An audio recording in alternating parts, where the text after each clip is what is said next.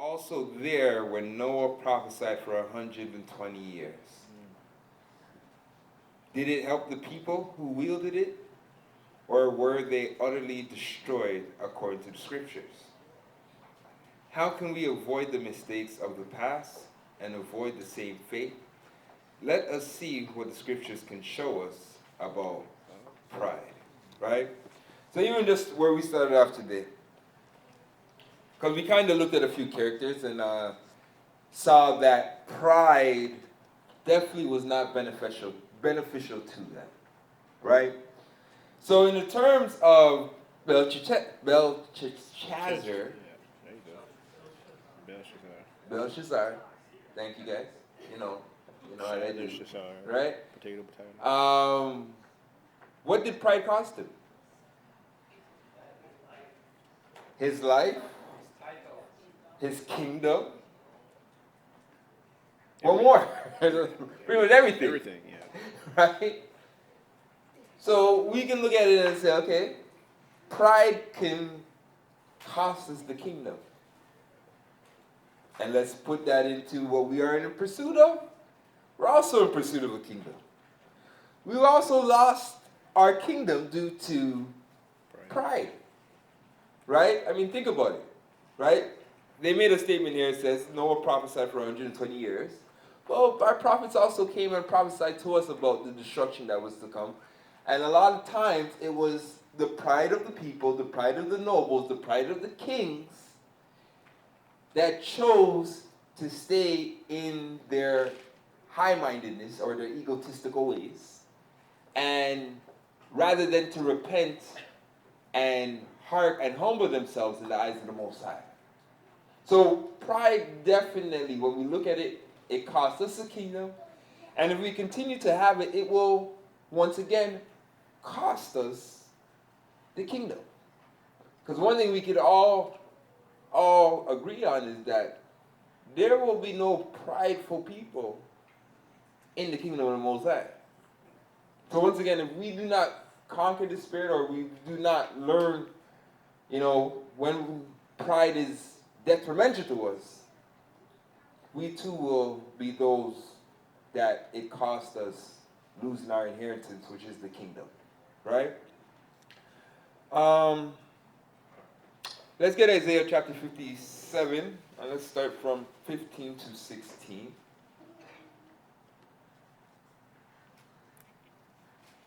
All right, family, we are going to the book of Isaiah, chapter 57. You read in 15 and 16. When you're there, please say con. Deacon on your cue. Yeah. All right, verse number 15.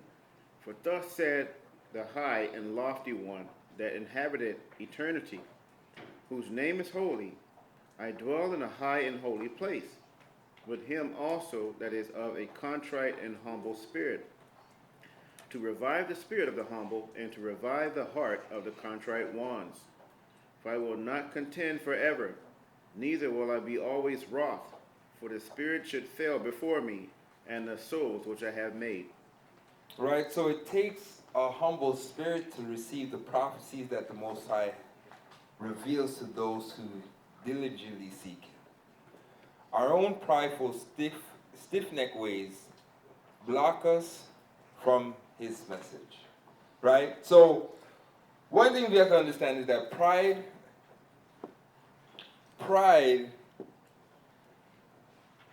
can get in the way of us learning the ways of the Most High. Right? Examples of this.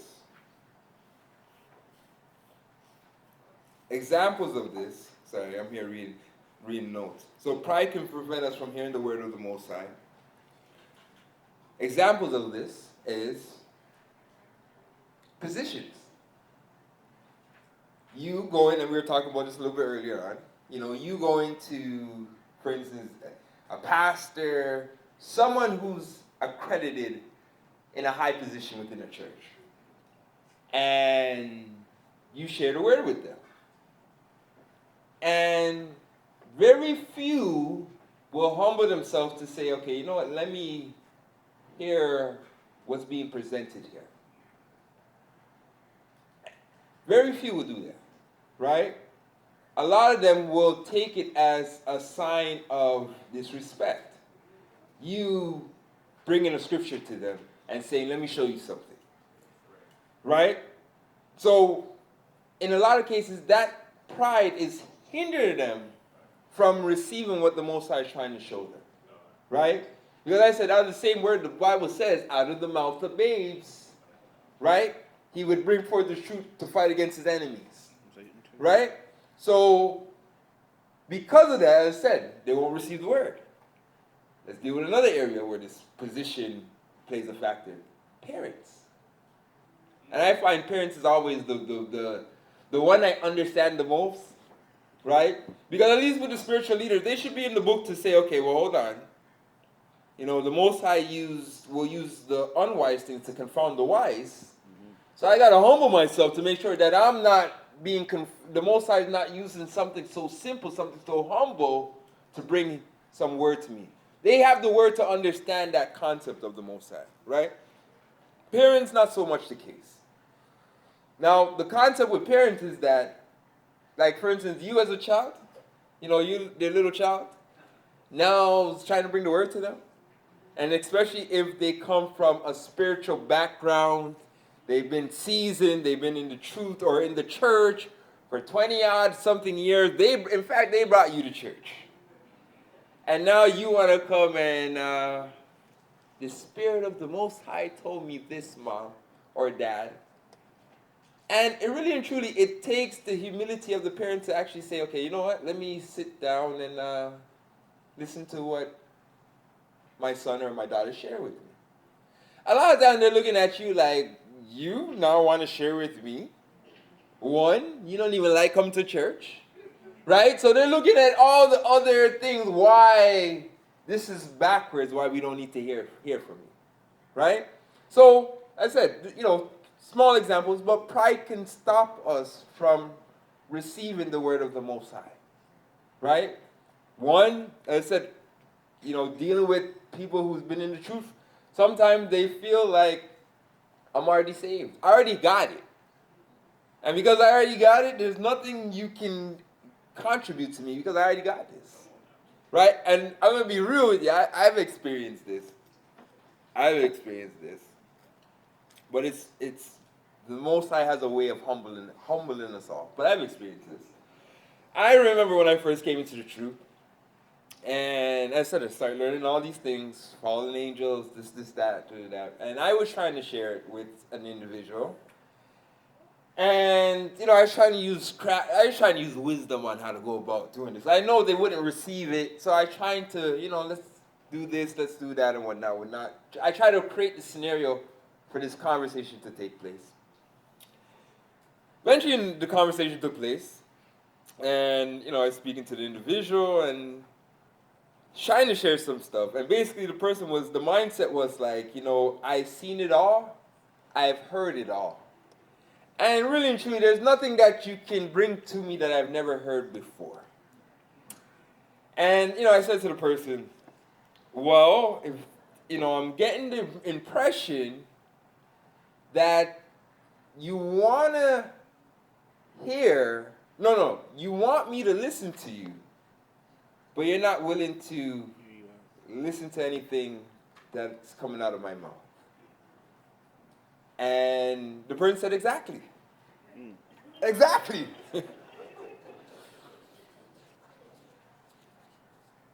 Years later,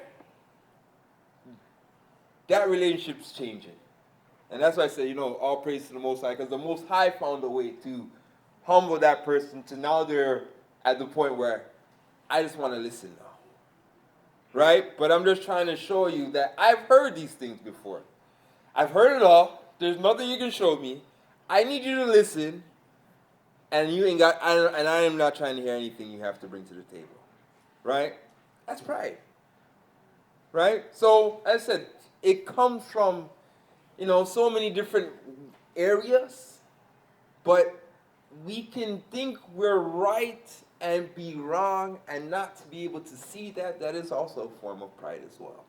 Right? But let's continue. Let's get Matthew. All right, we're going to the book of Matthew, chapter 13. And for those of you who want to write this down, we'll be reading from 10 to 23. Ready, Deacon? Yeah. Verse number 10. And the disciples came and said unto him, Why speakest thou unto them in parables? He answered and said unto them, Because it is given unto you to know the mysteries of the kingdom of heaven, but to them it is not given. For whosoever hath, to him shall be given, and he shall have more abundance. But whosoever hath not, for him shall be taken away, even that he hath. Therefore I speak unto them in parables, because they seeing see not, and hearing they hear not, neither do they understand. And in them is fulfilled the prophecy of Isaiah, which saith, By hearing ye shall hear, and shall not understand, and by seeing ye shall see, and shall not perceive. For this people's heart is waxed gross, and their ears are dull of hearing, and their eyes they have closed, lest at any time they should see with their eyes, and hear with their ears, and should understand with their heart, and should be converted, and I should heal them. But blessed are your eyes, for they see, and your ears, for they hear. For verily I say unto you, that many prophets and righteous men have desired to see those things which ye see, and have not seen them, and to hear those things which ye hear, and have not heard them. Hear ye therefore the parable of the sower. When anyone heareth the word of the kingdom, and understandeth it not, then cometh the wicked one, and catcheth away that which was sown in his heart. This is he which received seed by the wayside. But he that receiveth the seed into stony places, the same is he that heareth the word, and anon with joy receiveth it. Yet hath he not root in himself, but dureth for a while. For when tribulation or persecution arises because of the word, by and by he is offended. He also that receiveth seed among the thorns is he that heareth the word, and the care of this world, and the deceitfulness of riches choke the word, and he becometh unfruitful. Read that part again. He also that receiveth seed among the thorns is he that heareth the word, and the care of this world, and the deceitfulness of riches choke the word. Right? So, and I want to highlight this. Pride can stop us from doing what's right, from doing the right thing. So, read that part again. I want to show you why I say this. He also that receiveth seed among the thorns is he that heareth the word, and the care of this world, and the deceitfulness of riches choke the word, and he becometh unfruitful. Right? So you have some who receive the word, and the pride of this world weighs down on them. Right? What do I mean by the pride of this world? Well, it goes back into, or the cares of this world. How does that relate to pride? Well, I shared this story with you guys a while back. That, when I started to come to the truth, and the Most High, because everyone, I spoke about how for some of us, the Most High has to literally strip us down and remold us. And I started to lose everything that I gained in the world. I started to lose the cars, this, that, and that. I remember I used to go to church in Pickering, and I'm like, Most High, don't take my car so I can't go to church. I still never got it, right? But that process was very hard. And I was dealing with my own pride. So, for instance, before the truth, I was like among certain crowds, you're amongst, the known people, your status, the way you carried yourself. All these things mattered to the world that I was entangled in. Remember I told you guys about the whole Gucci belt thing. If you didn't have a Gucci belt, you weren't in the club. Right? So a lot of those things weighed and defined me. How I thought about myself, how I thought other people thought about me, on how I looked, on how I presented myself. So these things played a big role on my own self-confidence. Right? So, read that part again for me. Go on. He also that received seed among the thorns is he that heareth the word, and the care of this world, and the deceitfulness of riches choke the word, and he becomes All right. So how did my own pride get the best of me? Well, when the Most High was humbling me and taking away all the things that Satan really has given me, rewarded me in this world, it was hard because it was a big adjustment. So I felt like I was too proud to be seen riding the bus. And I told you guys how I used to deal with that. I would hide in the phone booth. I would have the app on my phone, and the app will tell you when the bus is coming. So when the bus comes, you just sneak out the bus quick, nothing to see here. Right? Or I remember I rode my bike to work one day. And you can imagine, this is all humbling for me. I rode my bike to work one day, and somebody saw me riding my bike. I'd be like, hold on, that's I'm not going to say my name. Right? I seen them man there on the bike riding to work. And, that became a kind of talk. Right? So, as I was transitioning, I had to learn to let all those things go. To swallow my pride. To not worry how I look in the eyes of man, but how I look in the eyes of the Most High. And at times people struggle with that identity crisis thing, right? Who people perceive me to be, great value. You were the man in high school. You were the man back in the days. Now you serve the Most High and you pop down and this, that. A lot of times it weighs on us. And we have to understand that, Paul said, everything that I had, I counted it as dung. In order for the goodness or the glory of the Most High, glory of Christ, that Christ will reveal. So we have to understand that, the Most High has to humble us. Some of us were haughty and high-minded. But that humbleness freed us from the burden of trying to be part of this world, right? With the trends, the fashions, the things that defined us that were not of the Most High, right? So until you swallow your pride to go through that, you're always going to be trying to please the Most High and please man. And really and truly, you can't do both. So I had to learn to forget about, as I said, that image, that, as I said, and you think about it, it's like, who am I to be so high-minded? You know what I mean? But that goes back to how even in our humble state, we still become high-minded and prideful, right? When the Most High has done everything to strip us down from that pride, that glory that we once had.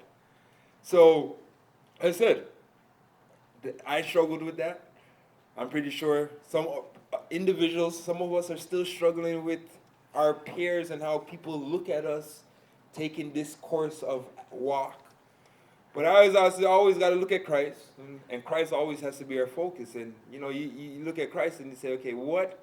He didn't even have a house to rest his head. Right?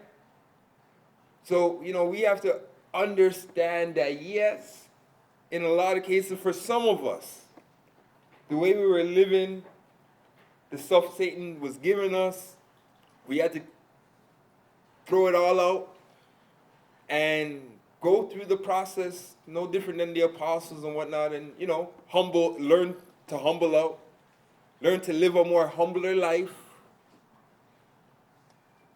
But we also understand that through that choice, everything that we were chasing in this world, that we gave up for the Most High is going to pay us back 10 times fold. So, it's funny because I look at it like this.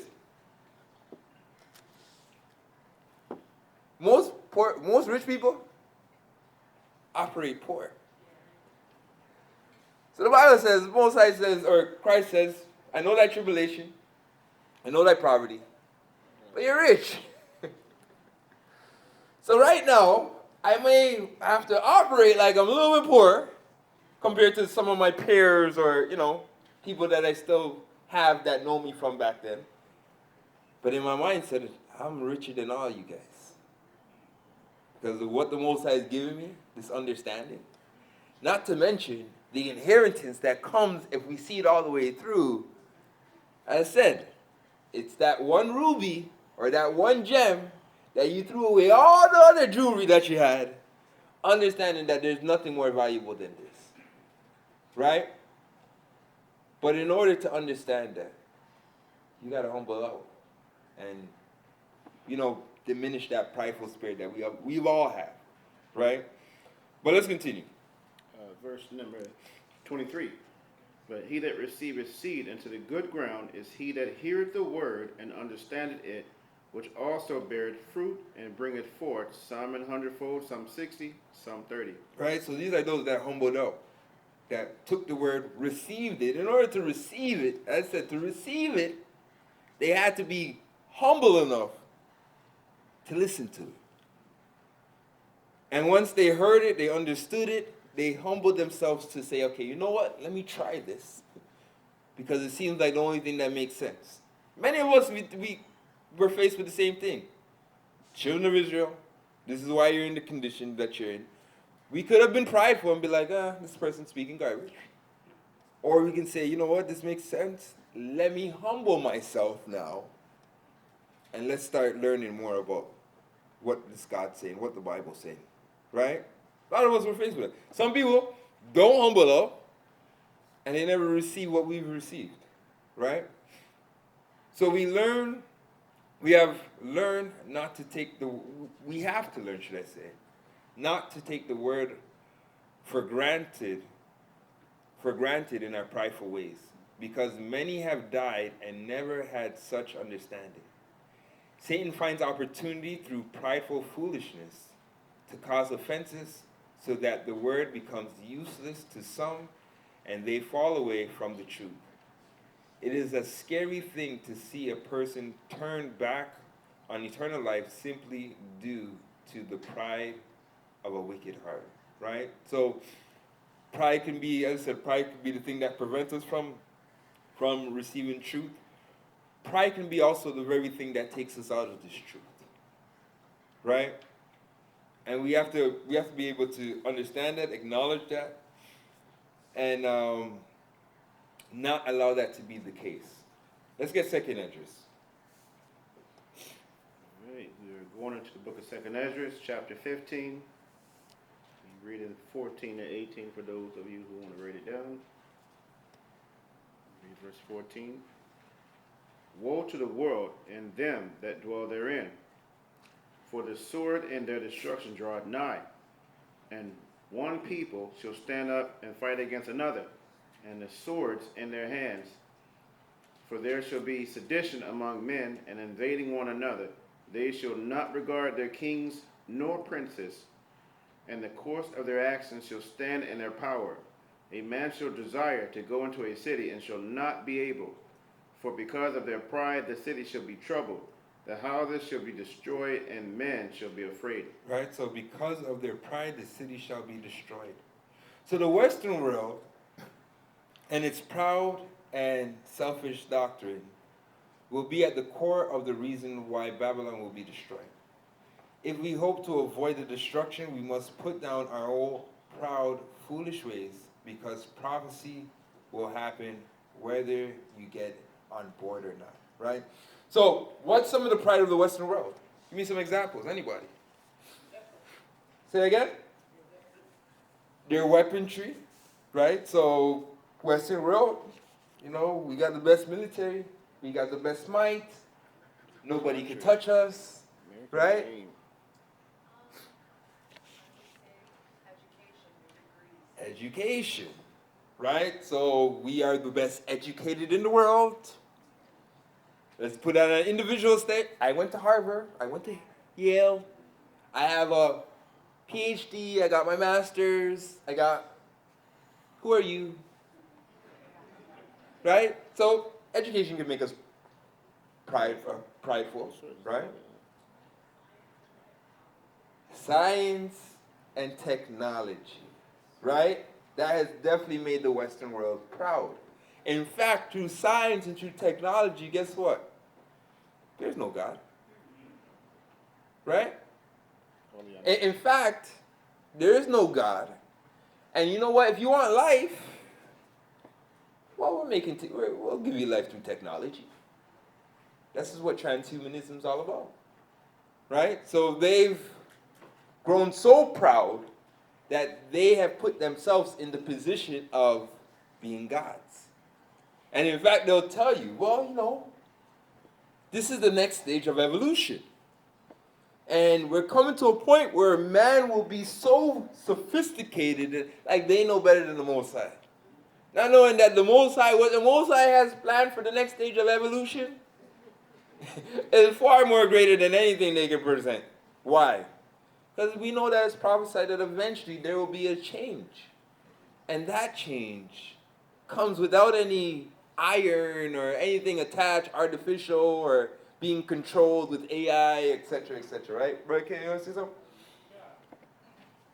And those are some of the things, but I think also like flush toilets. Say again? Flush toilets, right? Infrastructure, as small as flush toilets, people would be like, living down on third world. Yeah. Because I have flush toilet, I have a shower, you know what I mean? Yeah. Those things, so. Yeah, definitely. That's definitely fair. Let me get Brother Kirk and then Brother Caleb back. Money, sure. Yeah. So money definitely has made us high-minded, proud. In fact, we look down at people who don't have money. Right? A lot of times we do see that.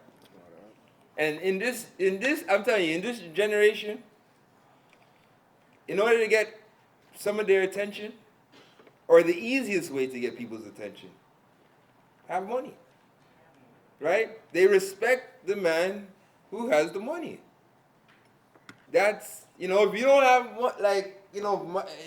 it's worse now, but I know growing up, I'm like, bro, if you don't have money, you're not even at the table.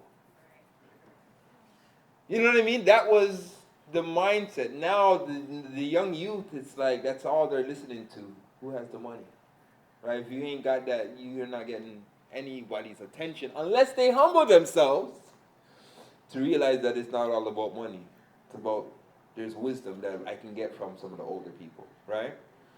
Yeah, your hand back over there? No. Brother Caleb? No, all this, like my toilet and my money, goes back to the state of what I have. Yes. My house, my car, my job. That's all right. The stuff that I have.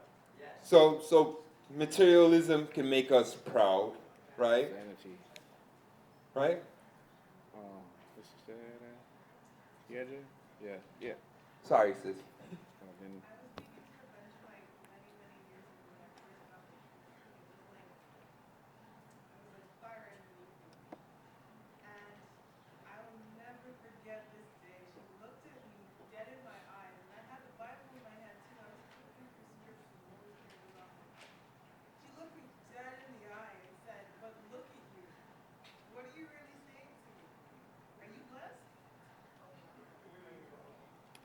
And which was that based on your appearance? I'm not surprised. Right? So the thing is that she was determining whether or not you were blessed based on how you looked. Right? And that's we see that. I've heard that. I've heard, hey, you're not blessed unless you live in a certain area. Right? If you live in a certain area, you're cursed. If you live in, for me it was Pickering. If you live in Pickering, you're in Eden, basically. Right?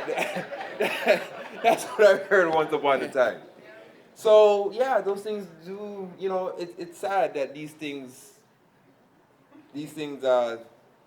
hinder people receiving one another or listening to one another, right? But it's funny because the Bible actually speaks out against that mindset, right? The Bible says, don't be respectful of persons, right? You want to continue, Doc? Sorry, I just wanted to say, but I responded to her and I said, don't focus on what I look like. That's not the point. Listen to what Yeah, yeah. And very few are able to do that, right? Take the words of wisdom rather than look at the material stuff and whatnot. And that's why, the Most High says, I'm not like you guys. I don't judge on the outward appearance, but of the man, the inner man, right? Because remember when they were looking for, Samuel was looking for David. He's like, nah, it must be this son. He's tall, he looks good. It must be him. And Moses is like, nah, that's not how it works, right? So being able to put value on people's words rather than their appearance, very few can do, right? And who else? Yeah. I was going to say, I believe that also comes from the prosperity gospel. Yeah. That's being preached Exactly. in the church. Yeah. That they tell you that you have to have all this money. Everything is money, money, money. Yeah. Yeah. There was even, I think in Bible studies we were watching, there was a big name preacher, and she's there going through the audience saying that, oh, I know the Holy Spirit in here, and he's saying that everyone should give $1,000. 12 people should give $1,000. Yep. So they're bleeding people in the church. Yep. I mean, that's another topic in itself. But the crazy part about it is that these men who are in doing that, a lot of them are proud. Very proud men. Right? They're so proud that they'll say, what, the Most High told me that in order to receive this blessing, I need 5 people with $1,000 right now. Right? And to show you how proud and how exalted they have exalted themselves. And they all will be humble. Right? They all will be humble. But let's continue. So we definitely see how the Western world definitely sets that mindset that we are, we are the, I'm going to say the it all, the everything. We are the, trying to check my language up here. And I was about to say, we are the it. That's it. We are the it. Right? The salt of the earth, we could use that. Because we are the salt of the earth. But some people feel like the earth don't move unless they're in it. Right? Let's continue though. Second Esdras. Right, we're standing second Esdras, jumping back a few chapters to chapter 8.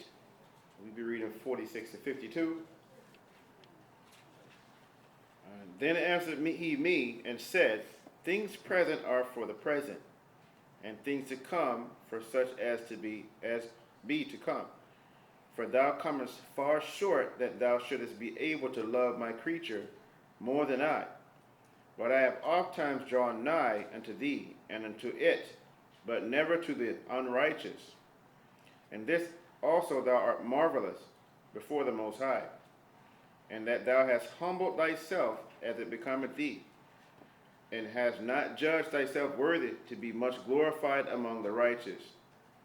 For many great miseries shall be done to them that in a later time shall dwell in the world, because they have walked in great pride. Because they have walked in great pride, right? So, we looked at this and we touched on this last week, but we talked on the whole mindset of Esdras. Esdras was a man that was communicating with the Most High. That the Most High was showing him visions. That the Most High was saying, here, what? Separate from the people, fast 20-something days. He was in the company of the Most High, right? It was actually Esdras who, when all the Bible got burned up during the siege of Nebuchadnezzar, it was Esdras that penned back, or him and a few individuals put back the records as put them back together, so to speak, right? So he had great work. He had he had things that he could have take pride in terms of what he did for the Most High. But look what the Most High says to him, and read that again. Verse 49.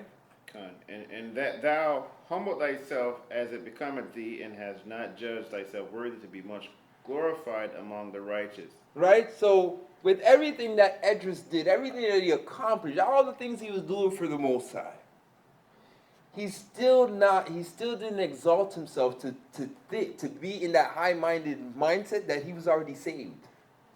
You have people say that, oh, we're saved. And you're like, what did you didn't even do it. You didn't do a quarter of what Esdras did. But yet they're confident and have that pride that, you know what? They ain't got to do nothing else.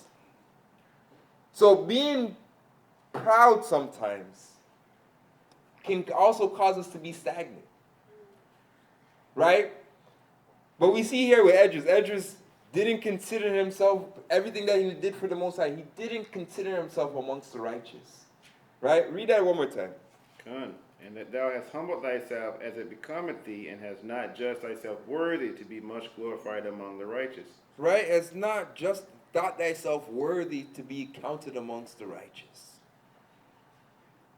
And even though he was worthy, the Most High says, hey, don't worry, I got treasure for you because you are worthy. But he didn't walk with that mindset that, I'm entitled to this based on what I did. He constantly, even though he was exalted in the eyes of the Most High, he constantly kept himself humble to the ground. Right? Because I said, sometimes being lifted up can take us off track, off course. And I've seen that in this walk. I've seen that with individuals where many of us, we came in so humble. Eventually we got puffed up, we got built up. And how we came in and how we exit, it's two different people. So we always have to constantly remind ourselves about our early beginnings, the humility that we had, right? No matter where the Most High uses us, lifts us up, put us in high positions and whatnot, it's always remembering that humble state that we once were, that we started out in, right? And you guys hear me say it all the time. I go, guys, I'm not too big to pick up a broom still, because for me, that's where I started. I started with the broom. Let me set up the class. Whatever I needed to do in order to contribute to the work. I don't really respond to what position I needed to be in, right? That's the mindset we all need to have. In the end of the day, we're just servants. We can't, I know we're all servants, Deacon, but I'm an exalted servant. No, it's not in the scriptures. I can't read where Christ says, to be great in this kingdom, you have to be an exalted servant. No, we're all servants, right? And we can't lose that mindset. Let's continue. Verse number 50, for many great miseries shall be done to them that in a later time shall dwell in the world, because they have walked in great pride. But understand thou for thyself, and seek out the glory for such as be like thee. For unto you is paradise open, the tree of life is planted, the time to come is prepared, plenteousness is made ready, a city is builded, and rest is allowed, yea, perfect goodness and wisdom. Right, and this is what the Most High has for the humble. But Esdras, the Most High told him, find out people like you. Look for the humble. You're not going to be able to save all those high-minded and haughty in Israel. But those of that mindset, tell them I got this prepared for them. So Esdras was blessed because of his humility and was shown great things. The biggest thing the Father keeps mentioning is our pride, and especially puts emphasis on it as a sign of the last days. We, even in the truth, talk proudly and speak things against the Most High and those he sent to give us truth. Right? So we still operate in the Spirit. Right? Most High has set up different, leaders, little Moseses throughout the whole earth. And, we still got to deal with Israel. It's part of everybody had to do it. All those that worked in the Most High's vineyard. It's part of it's part of the game, right? We get that. But us who are on the other end of it, we got to be mindful of that. We don't want to have the same spirit that our forefathers had, dealing with the men that the Most High was using to lead us in the direction the Most High was leading us. We don't want to be those men that tired them out. Right? Because it does affect them. Believe it or not. It does affect them. And for us to be high-minded and think that it won't affect us, that's us being high-minded and ignorant. But men greater than us, like Moses, was affected by it. And I always talk about it. I'm like, Moses, think about Moses, everything Moses had to deal with. And Moses had one breaking moment. Should I bring water for you rebels out of this rock?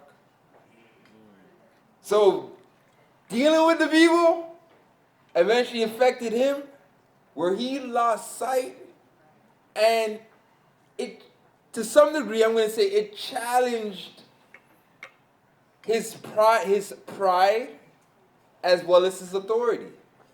And he felt, I'm going to say, maybe it's a boastful statement, but for instance, when he said, shall I bring out water out of this rock for you rebels?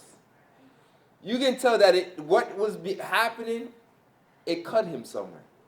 It affected him somewhere. And he lost sight that it's not about him. It's about the Most High. Let me swallow my pride taking these beatings from these ungrateful individuals.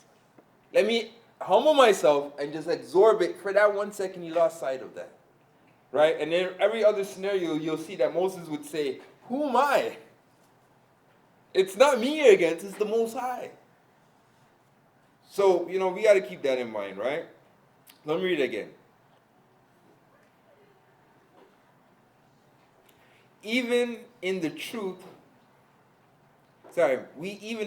talk proudly and speak things against the Most High and those that give us the truth.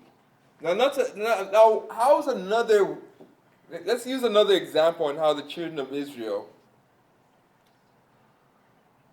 were kind of high-minded even though they had the truth. Even though they knew they were children of Israel. Because, for instance, knowing you're children of Israel, if you're not careful, you can become high-minded in that as well.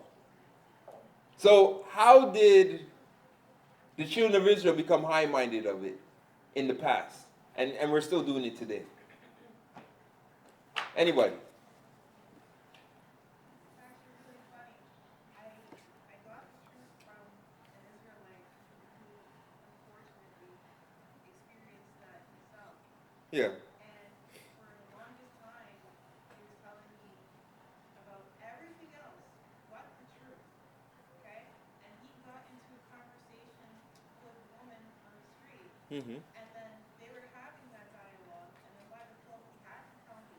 Then I got it, and then when I asked him about it, he was like, yeah, I heard it, but I don't agree with everything, so I went and did my own thing. Say that again. That last part again. I didn't agree with everything, so I went and did my own thing. So, because you didn't agree with anything, you said, okay, you're what? I don't agree with everything, so I'm going to sit back and do my own thing. More or less. Right? And I think we all do that to some degree in terms of that. But let me see if I can get a next example. And I'm dealing with the children of Israel. I kind of gave it away there. Right? Paulian got his hand up. Brother Brian? See, he didn't catch it. Knowledge does puff up, but I'm saying in terms of the children of Israel, because the statement that was made is that even in the truth, we still form this proudness. How do we do this? Well, for the children of Israel, and this is what John had to remind them, don't say because you are the children of Abraham that you'll be saved. Don't make that be your confidence. Right? So to this day, we still have a form of pride being the children of Abraham. And we still see this. We're God's chosen people. Who are you? We're going to step on your neck. We see that. And that's something we all have to be careful of. Because guess what? Yes, we are the children of Abraham. But being the children of Abraham is not the criteria to get into the kingdom. And what I mean by that, it does play a factor. But it's not the criteria. Because you can be not the children of Abraham and make it on the other side of this. Right? So being the children of Abraham, that just means punishment hits you first. See what I'm saying? But being the children of Abraham, nothing for us to be confident in. To sit down, I ain't got to do nothing. I'm good. My father has me. Right? But we do that. We wear that pride. Right? And it's the same thing as I said, the children of Israel, and that's why John had to remind them, don't do that. Because Mosai can make Israelites out of stones. Right? But as I said, that's something we have to be careful of, that we don't take confidence in the fact that we are of the chosen seed. You know what I'm saying? The Pharisees really like to say that too. We are of the Yeah. of Abraham. Yeah. Ishmael like doing it too as well. You know, everybody takes a form of pride in that and whatnot. But we know the truth. And, you know, we know that the Most High did select the children of things. But we have to understand that if we don't humble ourselves and get in line with Christ, we ain't getting in just being the children of Abraham. Right? And that really goes for everybody. Right? If we don't humble ourselves and get ourselves in line to follow Christ, we're doomed. Right? We are doomed. Let's continue though. We're in. Did you read the last part of that commentary? Let me read the last part of it. It says, we are siding with Satan and by default locking ourselves out of the kingdom through our own wickedness. So let me read that part again. We even in the truth talk proudly and speak things against the Most High and those he has sent to give us the truth. We are siding with Satan and by default locking ourselves out of the kingdom through our own wickedness, right? So when we have that mindset, we have to be careful of it because it really can hinder our progression or us. You know, it goes back to that I said, if we have that mindset, it's like this. I'll use this example. It's like a child that knows he has an inheritance. You guys know any children like that? So children, they know, guess what? Their parents got them when it's all said and done. So usually what's the mindset of the child? Entitlement. I ain't got to do nothing. I can sit back, do what I want, not work, not have any integrity. Guess what? Guess why? Because I have an inheritance coming. My parents got me. So sometimes with us saying we're the children of Abraham, we're good. There's nothing I need to do. Abraham's done pay the cost.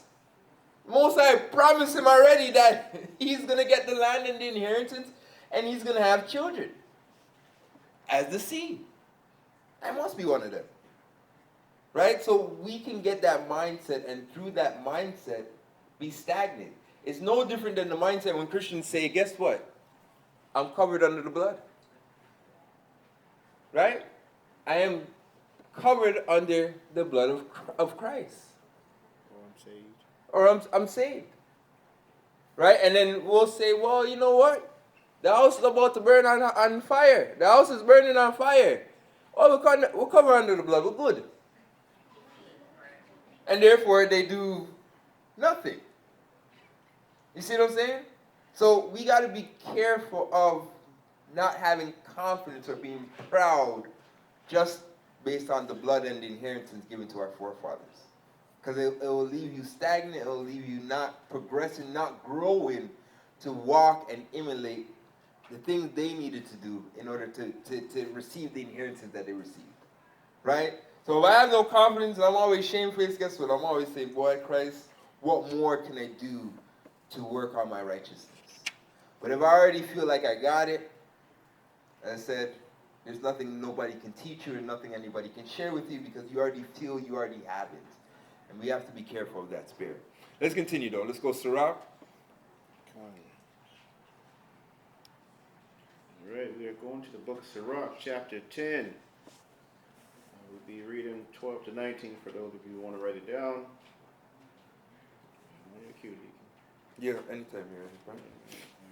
So verse number 12 reads, the beginning of pride is when one departed from the Most High, and his heart is turned away from his Maker.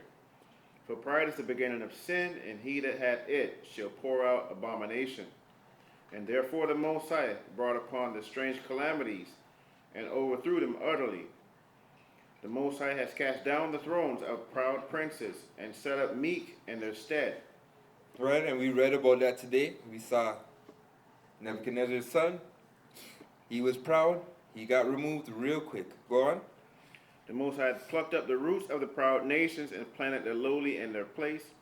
The Most High overthrew countries of the heathen, and destroyed them to the foundation of the earth. He took some of them away and destroyed them, and had made their memorial to cease from the earth. Right, Sodom and Gomorrah, that was a place they were very proud in. Sodom and Gomorrah, when you read in the book of Jasher, talks about the proudness. Go on. Pride was not made for men, nor furious anger for them that are born of woman. They that fear the Most High are a sure seed, and they that love him an honorable plant. They that regard not the law are a dishonorable seed. They that transgress the commandments are a deceivable seed. Right, so it was through pride that sin entered the world, and it is through pride that sin still survives. Instead of praying for humility, we entertain wicked thoughts which are against the Most High. We must come from a humble mindset, understanding that we all have things which make us filthy before the Most High. If we don't find humility, the Father will find a way to replace us, right? So I said humility is key. Sometimes, you have individuals that kind of exalt themselves. I've never sinned. From I walked the earth, I've been holy. And they, to some degree, have exalted themselves, forgetting that we've all come short of the glory of the Most High. And because they're exalted themselves, they'll look down on individuals that's still trying to figure this out, still trying to use this grace period to walk in the ways of the Most High, right? And we got to be careful with that, because, as I said, we've all were deceived. We've all have sinned against the Most High, and it's really our job, rather than to look down on one another and who's sinning or not, it's really to help one another to get out of the ditch that we ourselves were once in, right? So sometimes we lose sight of that. But I want to read this again. Read verse 12 again for me. All right, verse number 12. The beginning of pride is when one departed from the Most High, and his heart is turned away from his Maker. Right? So the beginning of pride is when one begins to turn away from the Most High. And this is something we have to understand. This is something that we all have to examine ourselves and make sure that pride does not separate us from the Most High. So for instance, guess what? Someone did something to me. It hurt my pride. I'm not coming back to church. Well, you allowed pride to separate you from the Most High. Scenario happened between brothers and sisters. I'm too proud to say I'm sorry. I'm not coming back to church. Pride has separated you from the Most High. Right? We got to be careful of all these things. Right? Pride, I got one more. And I'm saying, and maybe I'm bringing this a little bit too early, but when pride starts to set in, and it's starting to separate us from the Most High, we have to be able to allow the Spirit, because I believe the Most High kind of tries to prevent us from that departure, but sometimes we're so blinded by our own pride that we can't see we can't hear the Most High. It kind of deafens the Most High from telling us to do what we know is right. Let me give you an example of this. Let's go Genesis chapter 4.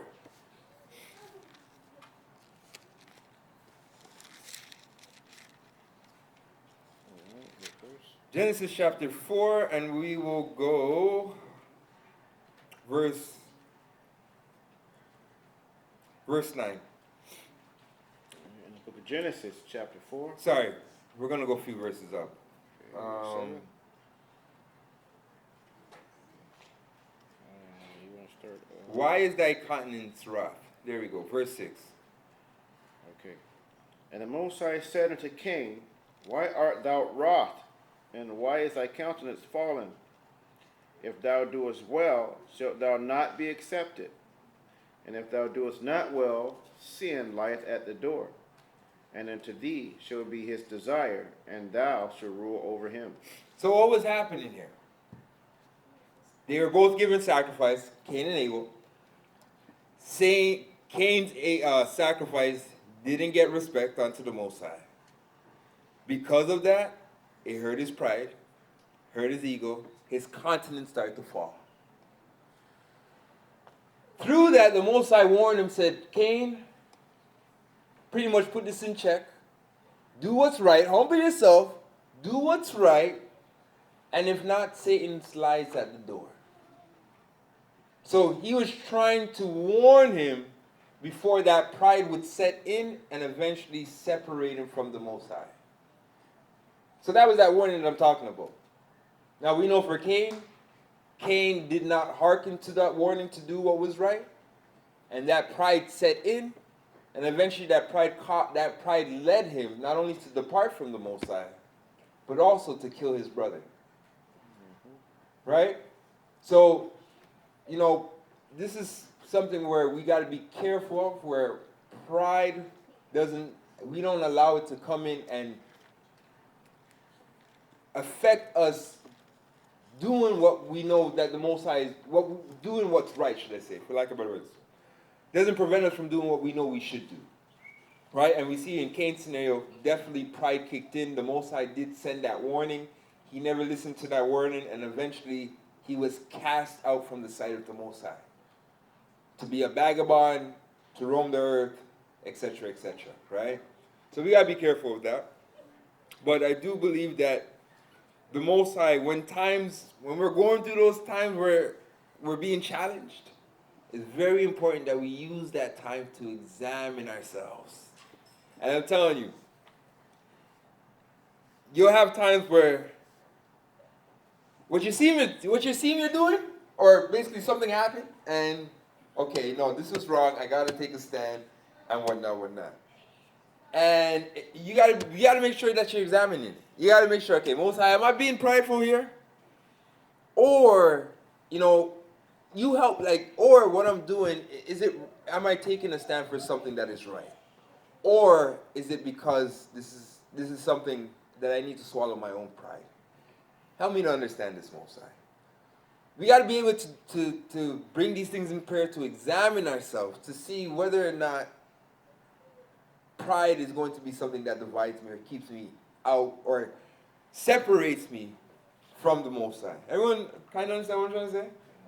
Right? So, as I said, we always got to be examining ourselves when we're confronted with this spirit of pride, when our ego is being challenged or disrespected and whatnot. Because if we do not, it can be the very thing that destroys you. Right? Brother Fire? I got to go on. Yep. Yes. God. So pride set in, and then that pride, through blinding him, separating from the Most High, it now led to him being angry, eventually killing his own brother. Right? And that's pretty much the path pride can take us down if we're not careful. Right? Yeah.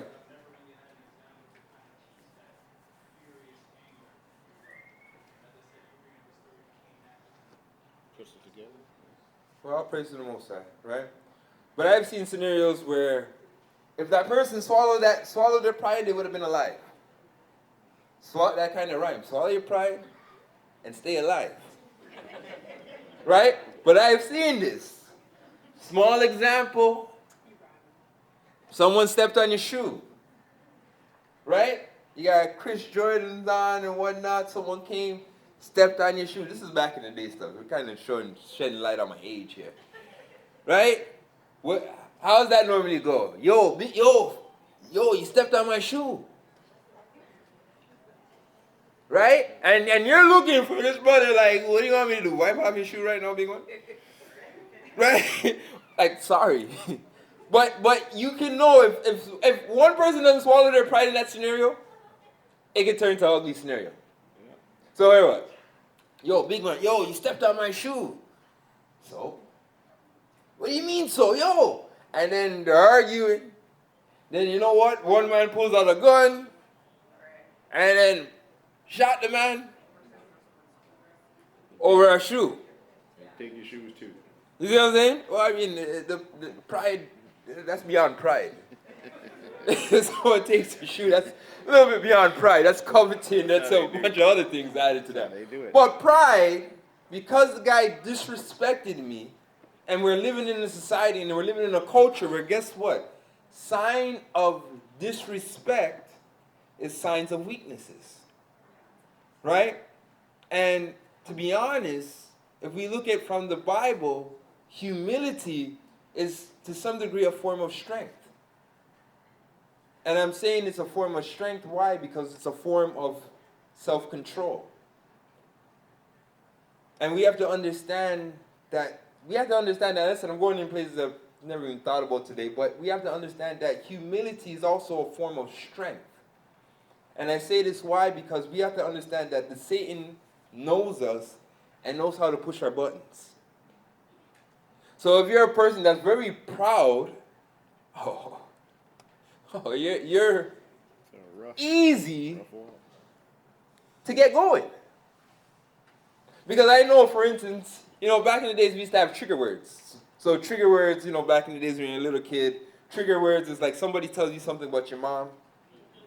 That's a trigger word right there. We're fighting right there. So I know if I wanted to get someone to fight me, well, let's use a trigger word. Because I know it hurts. Right? So those that lack the self-control or the humility to control their anger, their temper, or whatnot will always be, I'm going to say, controlled or used by using their pride. They will be manipulated. That's the better word there. Right? And we see that. They know, for instance, injustice happens. People are going to become proud. They're going to march the streets. They're going to riot. Like they've actually know how to manipulate people using their proud ways. But if you're wise now, and you can examine yourself, you can see where a scenario where you need to be proud, you don't need to be proud. So going back to the shoes. Oh, brother stepped on my shoe. You know what, bro? It's just a shoe. It's okay. No love lost. Right? And rather than making the situation intensify, we just out the scenario. And we continue living. Right? But very few, as I said, very few have the understanding or be able to control because they're so consumed by, I don't care, they disrespected me, or no disrespect, and they're so consumed with that anger of being disrespected to the point where, because we know anger will blind us. Right? So through their pride, it leads to anger, and then it leads to them being deceived only to be to pretty much be their own ruining, to bring about their own ruining, should I say. Right? So being humble, learning to maintain that humble spirit is a form of control, it's a form of strength. Right? And by that, you know what I mean? Because sometimes, as I said, I know how people trying to manipulate your emotions, whether it be playing on your pride, playing on your ego, all these things are pride and whatnot, how sometimes that can make our walk, our life, our day-to-day goings very frustrating. And I realized that, you know what? I need back that control, and I'm gonna humble myself to the word of the Most High, and humble myself in the eyesight of men in order to have less strife in my life. I ain't got to be right about everything, and I ain't always got to prove my point. But let's continue. Let's get the commentary. It was through pride. So it was through pride that sin entered into the world, and it is through pride that sin still survives. Instead of praying for humility, we entertain wicked thoughts which are against the Most High, we must come from a humble mindset, understanding that we all have things which make us filthy before the Most High. If we don't find humility, the Father will find ways to replace us, right? But I want to get this again. It was through pride that sin entered the world. Anybody want to elaborate on that? How was it through pride that sin entered the world? Satan. How was Satan proud? He wanted to be Right? He says, what he was. I'm not worshiping the image of the Most High. I was made before him. He should worship me. So, the first time that spirit of pride ever came into the world was through Satan. So we have to understand that Satan, same way how he's the father of lies, he's also a father of that proud spirit. And that's why, when you're operating that spirit, you're not getting closer to the Most High. You're actually getting closer to Satan. Right? Because he knows how it feels. He knows how to work the angles of it. Right? Because he was in that same scenario as well. I know what it is to be overlooked. Right? The Most High told me to worship Adam. That's backwards. Adam needs to worship me. I'm older than him. Right? So I'm entitled. That entitlement. I'm entitled because I was created on the second day. He was created on the sixth day. This is backwards, Most High. He couldn't humble himself in the eyes of the Most High. So I'm just saying that we got to really be careful because I said he is the father of that mindset. But let's continue. 2 Corinthians chapter 10, verse 5. 2 Corinthians chapter 10, we read 5 and 6. Verse number 5. Casting down imaginations and every high thing that exalted itself against the knowledge of the Most High, and bringing into captivity every thought into the obedience of Christ, and having any readiness to revenge all disobedience when your obedience is fulfilled. Right? So once we obtain a certain level of humility towards the Father, we are able to properly help others understand his ways. Every good teacher was first a student. Every good teacher was a student first in order to bring understanding to others. Right? So, some of us, we want to run before we crawl. Some of us, and I've heard this in the truth, and I've said this in the past and whatnot. I've heard this. Well, the same spirit that's in Elder Ricard, same spirit that's in me, brother. So basically what they're saying, you guys understand what they're saying? They've actually exalted themselves and said, well, brother, the same spirit that's in Elder Ricard is the same spirit that's in me. Meaning that because it's the same spirit, what Elder Ricard is bringing, that don't mean the Spirit can't bring it to me as well. But it's the same thing they did in the Old Testament. Right? So you have individuals that say that. And, I laugh when I hear that. And I tell you why I laugh. Korah is a good example of that too. Well, at least Korah was like, okay, I'm the same age as Moses. You see what I'm saying? But, when I mean age, I'm not even speaking about like our age. I'm talking about spiritual age, so to speak. Some of us have been in the truth for less than a year, and we already feel like we know more than the teacher. Right? I've seen that. I've heard that.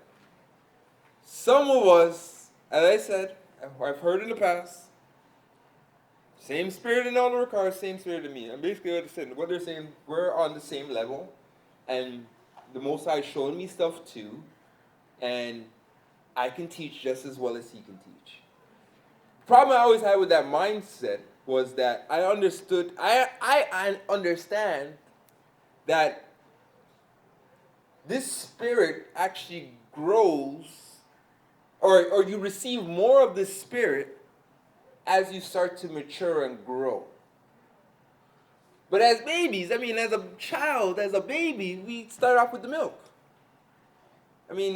Those who have children this concept is very easy. You start off with milk, you're nourished off the milk, and eventually you start eating more, solid meals, but you grow before, mom starts having you have a more prominent position in the house, so to speak, or dad, or vice versa, right? But a lot of us, we don't want to go through that process. and we feel like we're already there. Who can tell us anything? Same Spirit. And we become high-minded and we've exalted ourselves.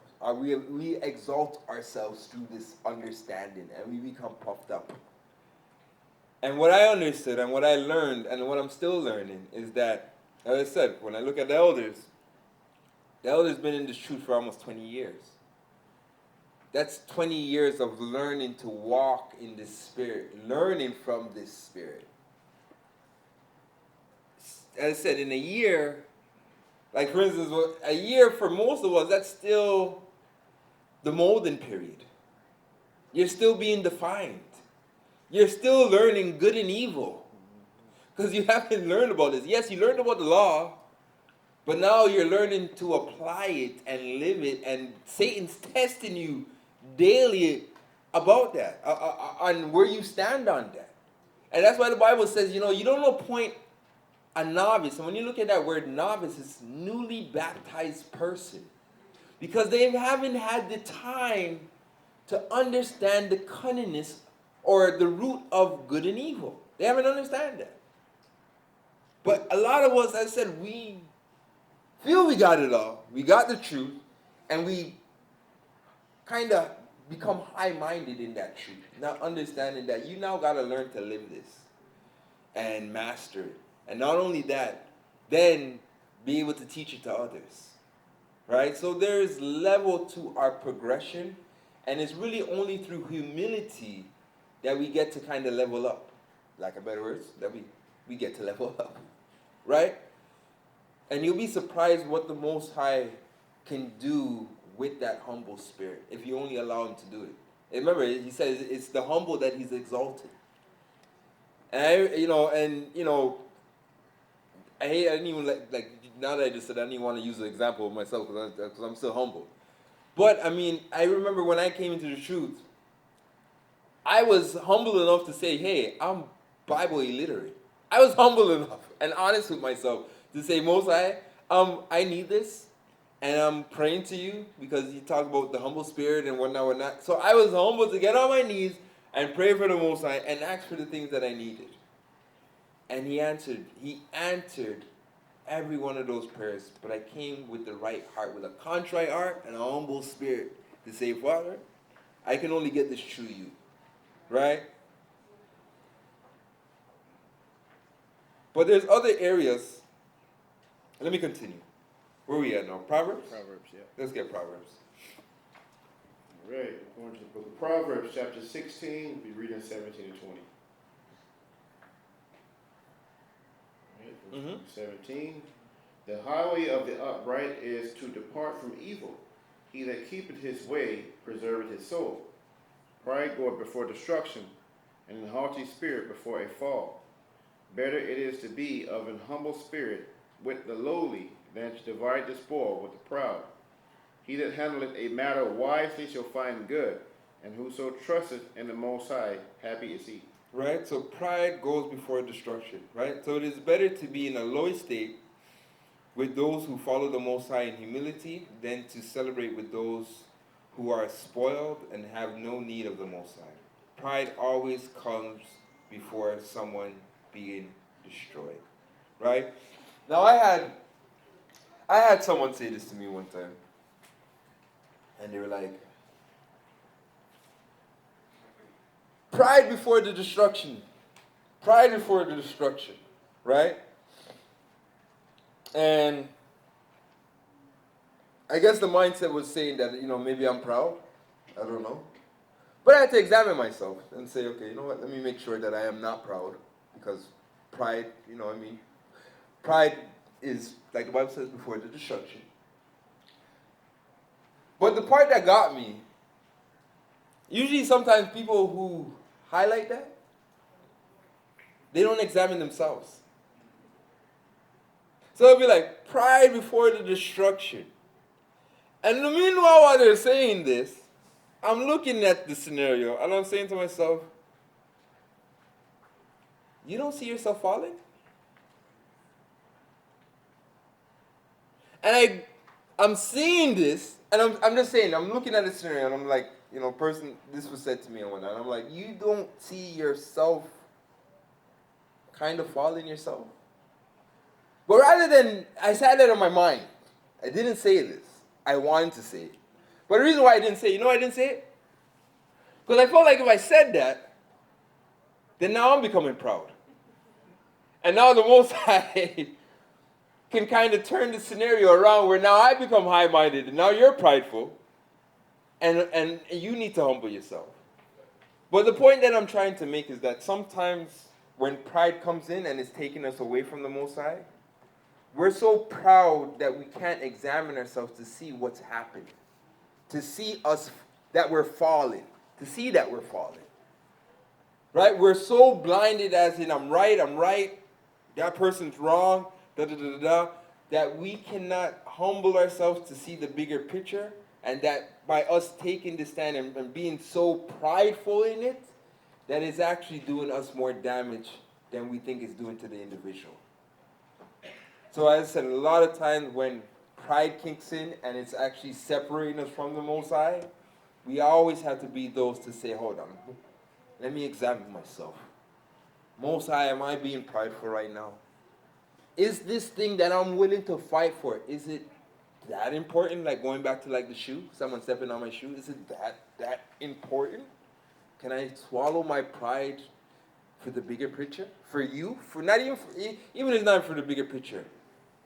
For you, Most High. Can I do this for you? Right? And we can all ask ourselves, what will we do for the Most High? Everybody in this room will say, well, we'll do everything for the Most High. Right? Can you swallow your pride for the Most High?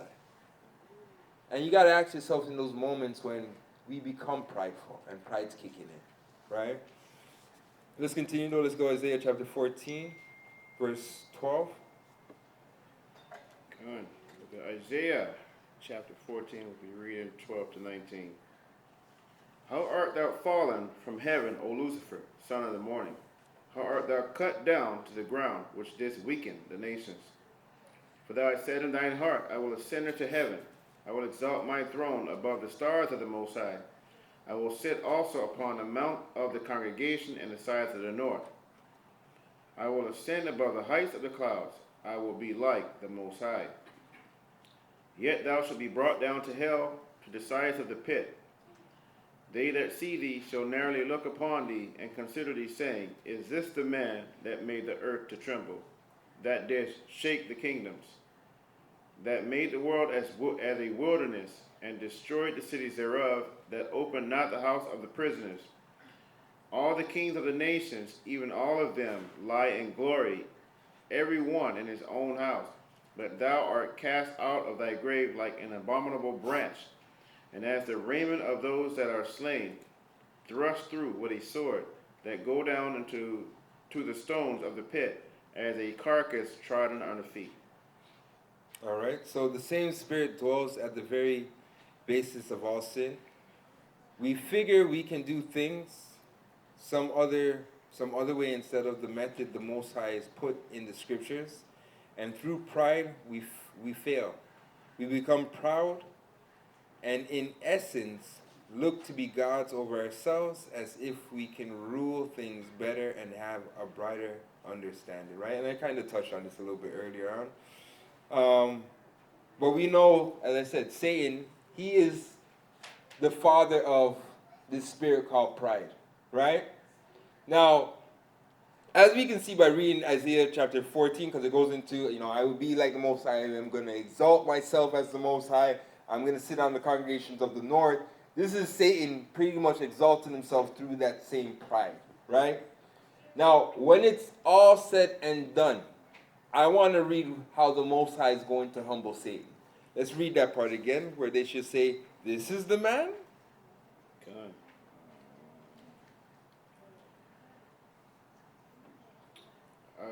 It says, verse 16, that they that see thee shall narrowly look upon thee and consider thee, saying, Is this the man that made the earth to tremble and that did shake kingdoms? Right? So, through Satan being exalted, right? And we can see, is Satan exalted in earth? I would say yeah. Right? In fact, the Bible calls him the prince of this world. So Satan is pretty much the chief prince of this world. Now, you remember we were talking about where the Most High says he will humble the princes? Well, Satan's definitely one of those princes.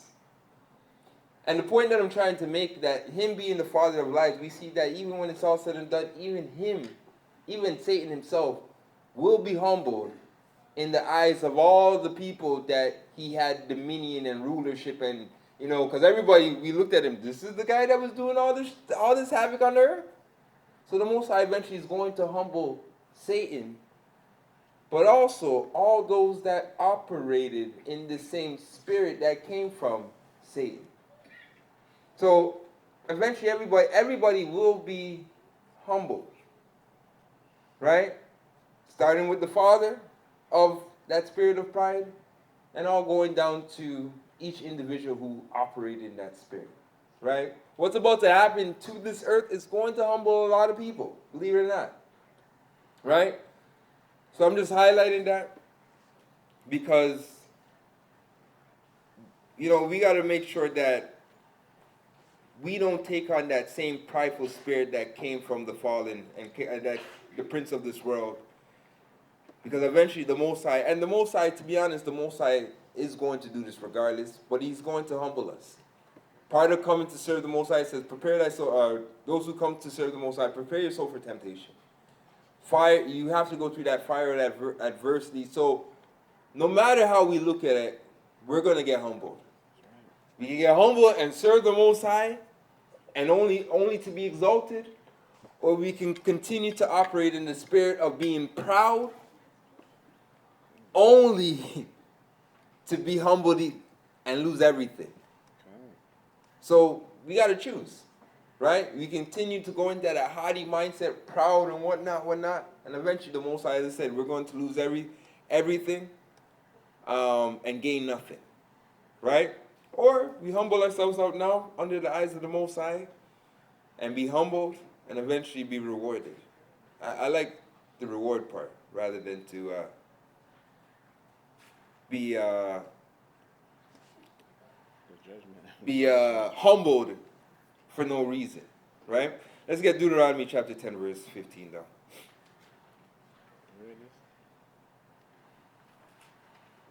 Yeah. Okay. All right, the book of Deuteronomy, chapter 10, get verse number 15 and 16. Only the Most High had a delight in thy fathers to love them, and he chose their seed after them, even you above all people, as it is this day. Circumcise therefore the foreskin of your heart, and be no more stiff-necked. And be no more stiff-necked, right? So we should be eternally grateful that the Most High chose us again, even after all the wickedness we have done. Our minds must now become pure, understanding we don't deserve his mercy at all for what we have done. In humility, we must understand we are worthy of death, but because of his word, which is free from lies, we are preserved, right? So we always have to have that humble mindset that we are unworthy. Why? Because if we have that mindset and we're unworthy, we're always trying to do things to be worthy in the eyes of the Most High, right? We have to get from that mindset. And I'm going to tell you the mindset. Before baptism, right? How many of us felt we want to get things right with God before we got baptized? Like, meaning that I got to get my life perfect before I go to the water. How much of us? I put up my hand. I know I was one of those. I'm like, I got to get this beast called sin. I got to get it in control before I go into the water. Right? And until I get it control, I ain't going to the water. Now, let's examine that mindset for a second. Right? Even though it may seem like the right mindset, looking at it from, base surface, you know what I'm saying? Face value. It's a good mindset. You want to go before the Most High and be perfect. But it's prideful. Everyone see how it's prideful? That's what it is. But many of us, that's what we had. We had that mindset. And in fact, we had that mindset and it kept us from humbling out and going into that water. Some of us for many years. And then for me, I don't know, obviously I'm going to say it's the Holy Spirit or the Most High, divine intervention. It clicked to me. I'm like, hold on. If I get all this in control before the water, why do I need Christ? I don't need Christ. I got this all under control. And once I understood that that was the mindset, no, I need Christ. Let me humble myself with my head down, going into the water, having my shame washed away. You see what I'm saying? So pride hindered me and could have, for some people, prevent them from doing what they know they needed to do, which was get baptized and repent. And that's the deception, the deception of pride. Sometimes we can have it and wear it and operate in it so innocently, right? And it shows its head in so many different forms. And I always talk about this, I'm proud from where I come from. Anyone feel that way? I'm proud of, but I can't say this because, first generation Canadian or whatnot. But I'm proud I'm Jamaican. I'm proud I'm from Trinidad. I'm proud, you know what I mean? And we wear these forms of pride, right? And then I always say to myself, for people who operate in that mindset, I say, well, I mean, if you were to ask our forefathers, the ones that came off the ship, would they be as proud as you from where you came from? And they'll be like, nah, bring me back home from where I really came from. You know what I mean? So the point that I'm making is the place that we've learned to become proud of is really the places of our captivity. Right? So some of us will be like, yo, I'm proud that I came from this hood. Really? Right? Now, I'm glad that I came from certain areas because it helped to define the man that I am. But I don't have pride for my area now to the point where I got to fight and defend it because somebody disrespected it. And this is where it goes left. So guess what? Somebody on YouTube or on a music video spoke bad of the area I came from. So because now I'm so proud of the area I came from, I got to go ride for it. And I got to go disrespect the area you come from. This is what's happening in the inner cities. You spoke bad about my hood. Right? Or I got to throw up my sign because everywhere I go, I am repping my block. Because I'm proud. See what I'm saying? So I said it comes in so many different forms, but no matter how we look at it, we can see the destruction that comes with it. Right? But let's continue. Let's go Romans chapter 2, verse 25. Read the book of Romans chapter 2, verse number 25. For circumcision verily profiteth if thou keep the law. But if thou be a breaker of the law, thy circumcision is made uncircumcision. Therefore, if the uncircumcision keep the righteous of the law, shall not his uncircumcision be counted for circumcision? And shall not uncircumcision, which is by nature, if it fulfill the law, judge thee, who by the letter and circumcision does transgress the law? For he is not a Jew, which is one outwardly, neither is that circumcision which is outward in the flesh, but he is a Jew which is one inwardly, and circumcision is that of the heart and the spirit, and not in the letter, whose praise is not of men, but of the Most High. All right, whose praise is not of men, but of the Most High. Right? So our prideful words also condemn us. We must humble ourselves, we must be humble in speech as well, so not to be defiled. I'm reading the wrong one? Sorry, bro. This one right here. It says utterly. Let me read this. So it says, our holiness must come from within. Fringes and big beards are not what is going to get you into the kingdom. The learning of humility is a key thing in being considered a true Jew because the eyes of the Father, before the eyes of the Father. Our concern should be how we are functioning in the eyes of the Father first instead of in the eyes of men. Right? So our main concern should be in the eyes of the Most High. How do I look compared to how I look in the eyes of men? And I said sometimes how we look in the eyes of men goes back to that self-pride that we have in ourselves. To, as I said, going back to caring about that image that we portray in front of the eyes of the world. And while many of us will focus on the image we portray amongst our friends, really take and allow the image that we portray in the eyes of the Most High to take a back seat. It's fair to say that we fear man more than we do the Most High. Right? So I'm more scared of how I look amongst my peers, what type of shoes I have on. You know what I mean? Because, you got some friends that be like, yo, what are those? Back in the days when we were kids and whatnot, that's a big thing and whatnot, right? But we're more afraid of that than to be caught in the eyes of the Most High doing something that's shameful, right? So in a lot of cases, we're more willing to humble ourselves in order to look good in the eyes of men, humble ourselves to their agenda, their will, their trends, their whatnot. But when it comes to humbling ourselves and following the ways of the Most High, it's not as important.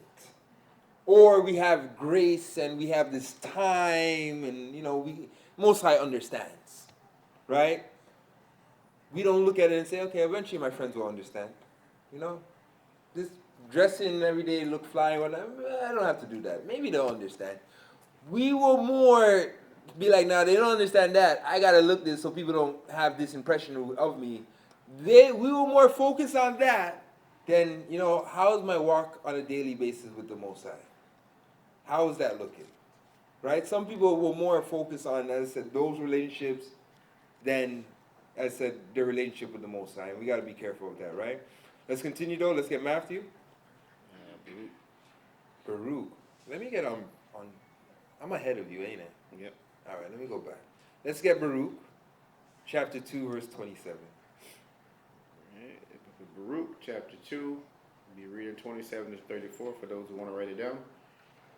And verse 27 reads, O Most High our God, Thou hast dealt with us after all thy goodness, in accordance to all thy great mercy of thine, as thou spakest by the servant Moses in the day when thou didst command him to write the law before the children of Israel, saying, If you will not hear my voice, surely this great multitude shall be turned into a small number among the nations, where I will scatter them. For I knew that they would not hear me, because it is a stiff-necked people. But in the land of their captivities they shall remember themselves, and shall know that I am the Most High their God. For I will give them an heart and ears to hear, and they shall praise me in the land of their captivity, and think upon my name, Ahayah, and return from their stiff neck and from their wicked deeds, for they shall remember the way of their fathers which sinned before the Most High. And I will bring them again into the land which I promised with an oath unto their fathers Abraham, Isaac, and Jacob, and they shall be lords of it, and I will increase them, and they shall not be diminished. Right, and they shall be lords of it. So before the Most High would return us to be lords back of our own land, he would have to break our prideful spirit. Right? And I'm going to read this. It says, the Most High told Moses that he would have to break the pride of our people before he could receive the kingdom to come. That process of breaking our pride is not over and will come with great destruction before we will receive the kingdom. So it's sad that we are so prideful, so stiff-necked, that it's really going to take the utter destruction of society as we know it before we understand and get this point. right? It's really sad and it's crazy because, you know, when you read, I think it's Jeremiah, where the Most High says, instead of a stink, put baldness upon you. You guys know what I'm speaking about, right? Right, he talks about the women of Zion, and as well as the men, because the men were haughty as well, high-minded. But it speaks about the women of Zion, and how the Most High says, you know, the tinkling of thine ornaments, your glasses, instead of this, I'm going to put baldness upon your head, and whatnot, whatnot. So he did all these things to break that high-minded spirit that we once had. And you could imagine. You can think about it. We were spoiled children. Our forefathers did everything to receive the reward. We were born into the reward, right? Solomon had gold in Jerusalem like sand. So we were rich, you know what I mean? All the nations were bringing their possessions and giving it to Solomon. Solomon's distributing everything. So we were rich and wealthy kids. And we forgot, and this is, you know, the Bible says, Book of Sirach tells you that in the time of adversity, or in the time of prosperity, remember the time of adversity, the times when you didn't have it. Because that always keeps you humble and grounded, not to jeopardize losing it again. But we forgot all of that. And that's why Egypt and all these things were incorporated. Remember, remember you guys were servants in Egypt. That was to remind us that as long as we stay in the goodness of the Most High, we will be blessed. But the minute we go back in there, we're going all the way back to Egypt to be slaves again. These things were to remind us, to keep us in check. But as I said, we became spoiled children. We'd be like, the Most High will never do this, never abandon us. And the Most High had to break us. And it's sad because He is, to some degree, we still need to be broken. Because guess what? Even though the Most High said, I'm going to take away your ornaments and your tinkle bells and your this and your that, guess what? The daughters of Zion found new ways of making it happen. So here we go. All right, Most High, you're going to shorten our hair? All right, Most High, guess what? We're going to find a wig. We're going to find some here. We're going to find, because we're so creative and we are the salt of the earth, we're going to, rather than humbling ourselves in your eyes, so that you can turn us back to our glorious state. We're still glorious, by the way, but, you know, to our glorious state. We're going to find our own ways to go around this. And, you know, I will find the tinkle ornaments.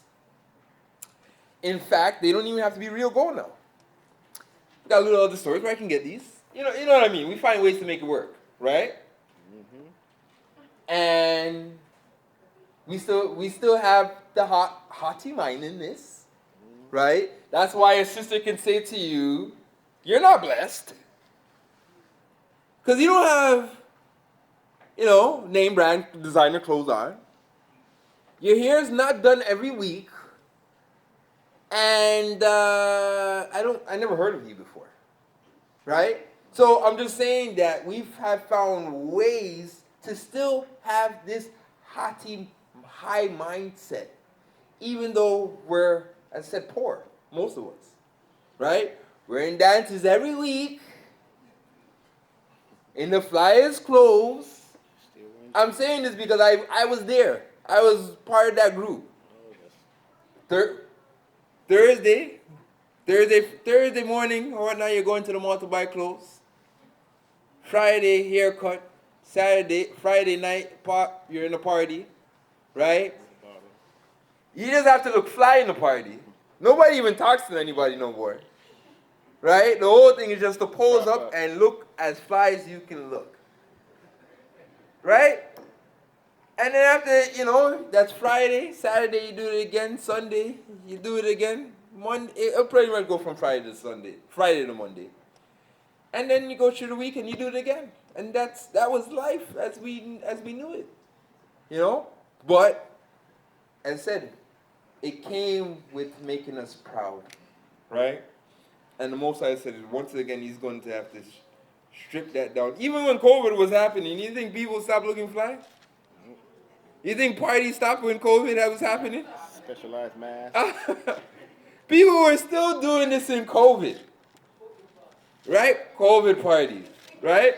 And I was sharing this with Oxahar. Because as I said, I came from this mindset. And it's like, even when the world's ending, we still want to look exalted. Right? The world's ending, and I showed Oxahar. So COVID happened. I was thinking to myself, okay, what are some of the things that I need? Now, I did buy some survival stuff, don't get me wrong. But I bought a designer jacket.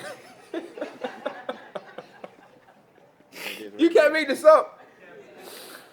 So you guys see me, I was wearing the designer jacket for a couple of years with the tag on it, because I'm like, no, man, I'm going to sell this back. Oh, yeah, I remember that one. But I thought about that. I said to myself, you know what? The world's about to end. They're about to take all the money in our banks. Why not? But I bought a designer jacket. And I'm looking at that and I'm saying to myself, you would think, Deacon, come on. You would think you'd be unaffected by, that you want to still look good when the world's going down. You think it would be exempted by that. But you have to understand, I am a children of Israel, guys. So I'm still fighting, the fact that we were princes and kings at one time. So we like great things. It's just not the time for it right now. You know what I mean? Style. So, as I said, I had to examine myself and say, hold on, did pride cause me to get that jacket? Possibly. Right? And realize that really and truly there's a bunch of other things that I needed that were way more important that I could have got. Did you sell it? I still have it.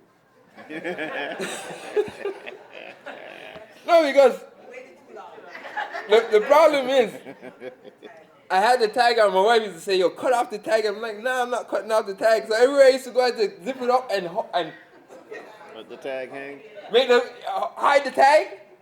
And eventually I said, all right, let me cut this down. I'll show the tag and I'll find a way to connect it back and we'll sell the jacket. I'm past that now, guys. The jacket's there. Right? Let's move on. Just like the jacket. We're going Book of James? Yes, sir. Let's go James chapter 4, verse 1. All right, we are going, family, to the book of James, chapter 4, verse number 1.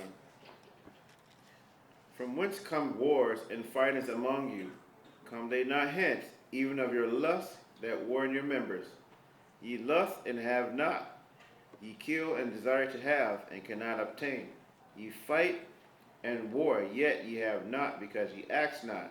Ye ask and receive not, because ye ask amiss, that ye may consume it upon your lust. Ye adulterers and adulteresses, know ye not that the friendship of the world is enmity with the Most High? Whosoever therefore will be a friend of the world is an enemy of the Most High. Do ye think that the Scripture saith in vain, the Spirit that dwelleth in us lusteth to envy? But he giveth more grace, wherefore he said, the Most High resisteth the proud. The Most High does what? Resisteth the proud. Go on. But giveth grace unto the humble. Submit yourselves therefore to the Most High, resist the devil, and he will flee from you. Draw nigh to the Most High, and he will draw nigh to you. Cleanse your hands, ye sinners, and purify your hearts, ye double-minded. Be afflicted and mourn and weep. Let your laughter be turned to mourning, and your joy to heaviness. Humble yourselves in the sight of the Most High, and he shall lift you up. Right, so humble yourselves in the sight of the Most High, and he shall lift you up. Right, so the Father gives grace to those who humbly ask for his forgiveness and work with earnest to get right. And let me read that again. And work with earnest to get right. We oftentimes are puffed up with pride, and through such reject the truth and grope at false doctrines to guide us along as if we are spiritually blind. Changing doctrine does not protect you from the Most High's judgment. Let me read it again. changing doctrine does not protect you from the Most High's judgment, right?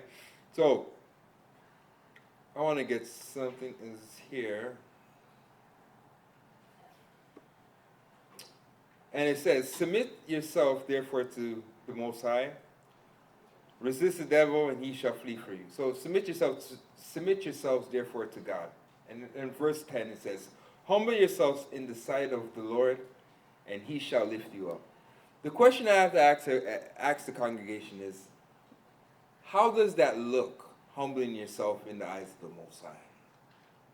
Because yes, we know this, but how does this look in real time? Christ's example? Elaborate.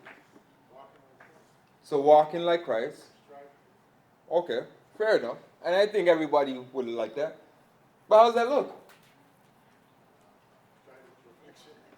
It's obedience to what the Most High wants you to do. All his commandments, right? Okay. Do this. It's not what I want to do. It's I do what he wants me to do. And that's what I was looking for. It's not what I want to do, but it's what he is requiring me to do. So what I want to show you how this looks.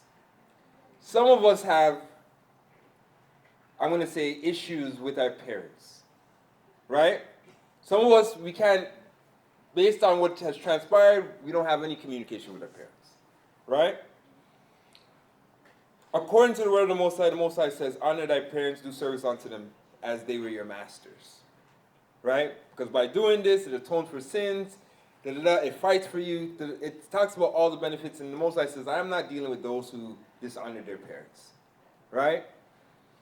Now, for some of us, that dynamic, that relationship, is probably one of the hardest things to go back up and stir back and entangle yourself back into. But because I want to humble myself in the sight of the Most High, I am willing to do it. Some of us will be brought into, and I talked about this, will be brought into matters where we will have to suffer wrongfully. And when we're suffering wrongfully, a lot of times pride kicks in because you didn't do nothing wrong. So pride is like, no, I'm not taking this, I'm not accepting this because you didn't do nothing wrong. And pride kicks in. And I'm going to say, okay, you know what? I understand. But humbling myself in the eyes of the Most High, guess what? Going back to Christ, what wrong did Christ do? No wrong. And he suffered. And the Bible tells me that rejoice for those who suffer wrongfully for righteousness' sakes. So I might not want to do this. In fact, my pride and everything is telling me to fight against doing this. But guess what? The Most High requires me to do this. So I'm going to do this. I'm going to humble myself in the eyes of the Most High. Giving to the poor. Well, can't be taking my hard-earned money to give people to go buy drugs with my money. This is the mindset we can have. Right? But the Bible tells me, or the word of the Most High tells me, one who gives unto the alms covers the multitude of sin. How alms is like storing up treasure in heaven. These things will fight on your behalf. All right. Now I feel this way, that they're gonna give me my thing and they're gonna do whatever. I might have my own outlook, but the Most High requires me to do this. So I'm going to humble myself in the eyes of the Most High and trust the Most High and do it. Not because of my own understanding. It's because I'm willing to humble myself and hearken unto his understanding. And that's how that looks. Right? It said we can know about it, but it's another thing to be able to, when we're facing those scenarios, to say, you know what? I know what the Most High requires of me. Let me humble myself from what he requires and do it for his sake Not for your sake, not for his sake, not for his sake, but for the Most High's sake. Most High says, be at peace with all men. There's some people that I really, yeah. But guess what? The Most High requires me to be at peace with all men. I'm going to try this. I'm going to humble myself. And because usually by us first humbling ourselves, we might not understand the wisdom on what the Most High has given us. We might not understand it. Like, for instance, the Most High gave us a dietary law. I used to like shrimp and crab. And then, we humbled ourselves. Okay, this is what the Most High told us we can eat. And then we get the understanding, okay, well, yeah, those things take all the toxins from the sea and from the earth, and that's what we're eating. And so then we get the wisdom of why he's telling us to, do what I'm telling you, basically. Right? But at first, you don't necessarily get the wisdom right offhand. Right? You usually get the wisdom once you've applied it.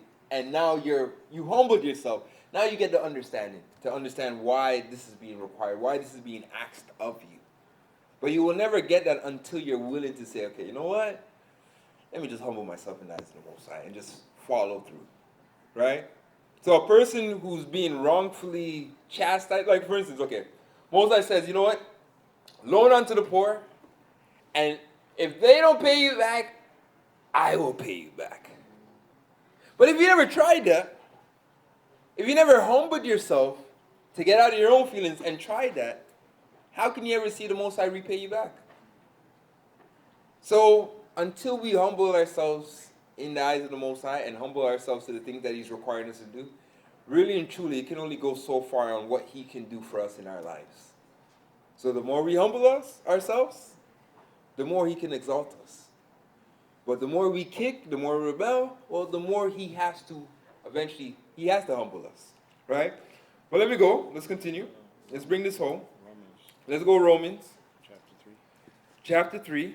And let's go 3 to 4. And let's bring this home. Book of Romans, chapter 3, verse number 3. For what if some did not believe? Shall their unbelief make faith of the Most High without effect? The Most High forbid. Yea, let the Most High be true, but every man a liar, as it is written, that thou mightest be justified in thy sayings, and mightest overcome when thou art judged. Right? So what if some don't believe that humility is the way unto the kingdom?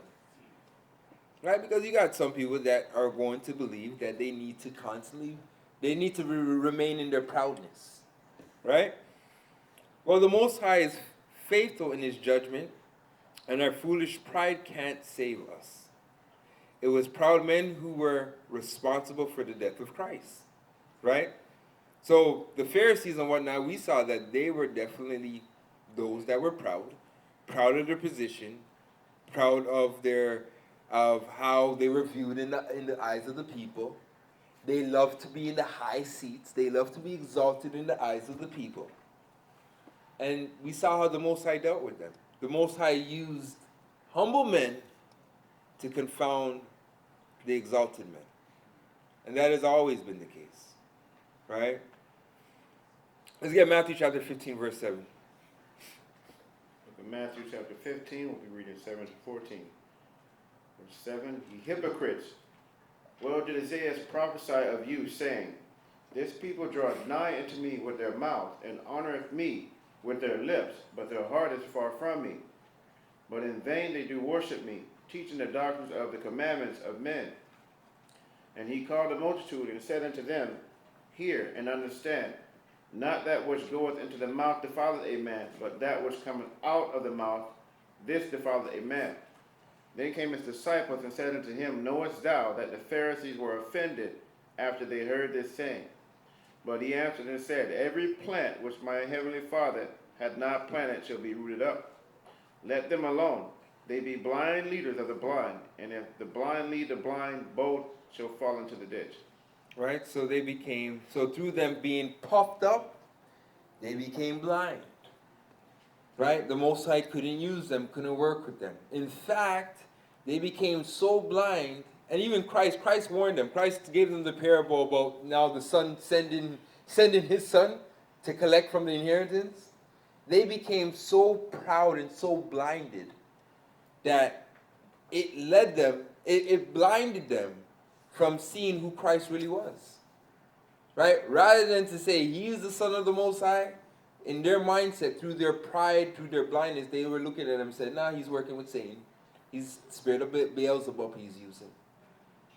So, as I said, blind is something that I said can literally prevent us from seeing what the Most High is doing, and eventually be the very thing to take us out, and if not, definitely stunt our growth. Right? So our prideful words also condemned us, right? And think about what they said when they were killing Christ. They knew they were calling a curse upon themselves, but their pride still allowed them to do it, right? Because they said, okay, you know what? Let this thing fall upon our children and whatnot. They knew that this would be a curse upon them, but pride allowed them to accept that curse, right? So we must be humble in speech as well, so not to be defiled. One of the biggest ways that we fall is to our own foolish statements, which come forth from the rebelliousness of our hearts. This is a characteristic of spiritual blindness, which also led us down paths of blindness, or led us down paths of blindness, which blind us from the severity of the prophecy yet to come. Right? So as I said, they were saying, let this curse fall upon us, not understanding what they were calling upon themselves. Right? That we would be in the scenario that we are in today. I don't think they thought that all the way through. Right? Let's get Deuteronomy chapter 28, verse 28. Deuteronomy chapter 28, verse 28. The Most High shall smite thee with madness and blindness and astonishment of heart, and thou shalt grope at noonday, as the blind gropeth in darkness, and thou shalt not prosper in thy ways, and thou shalt be only oppressed and spoiled evermore, and no man shall save thee. And no man shall save thee. Right? So spiritual blindness is a curse that comes from that came upon our people. In the truth, we oftentimes claim that we can see, but yet through the same foolish pride, we continue the curse from long ago. This simple fact proves that our stiff-necked and prideful spirit can't stop prophecy, but rather causes us to fall victim to it, right?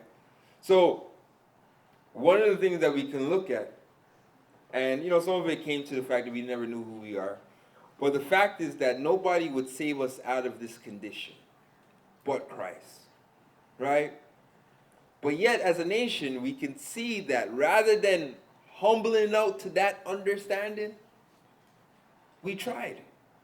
We tried so many different ways, right? We tried marching. We tried everything to get ourselves out of this predicament, but coming back to the Most High as a nation.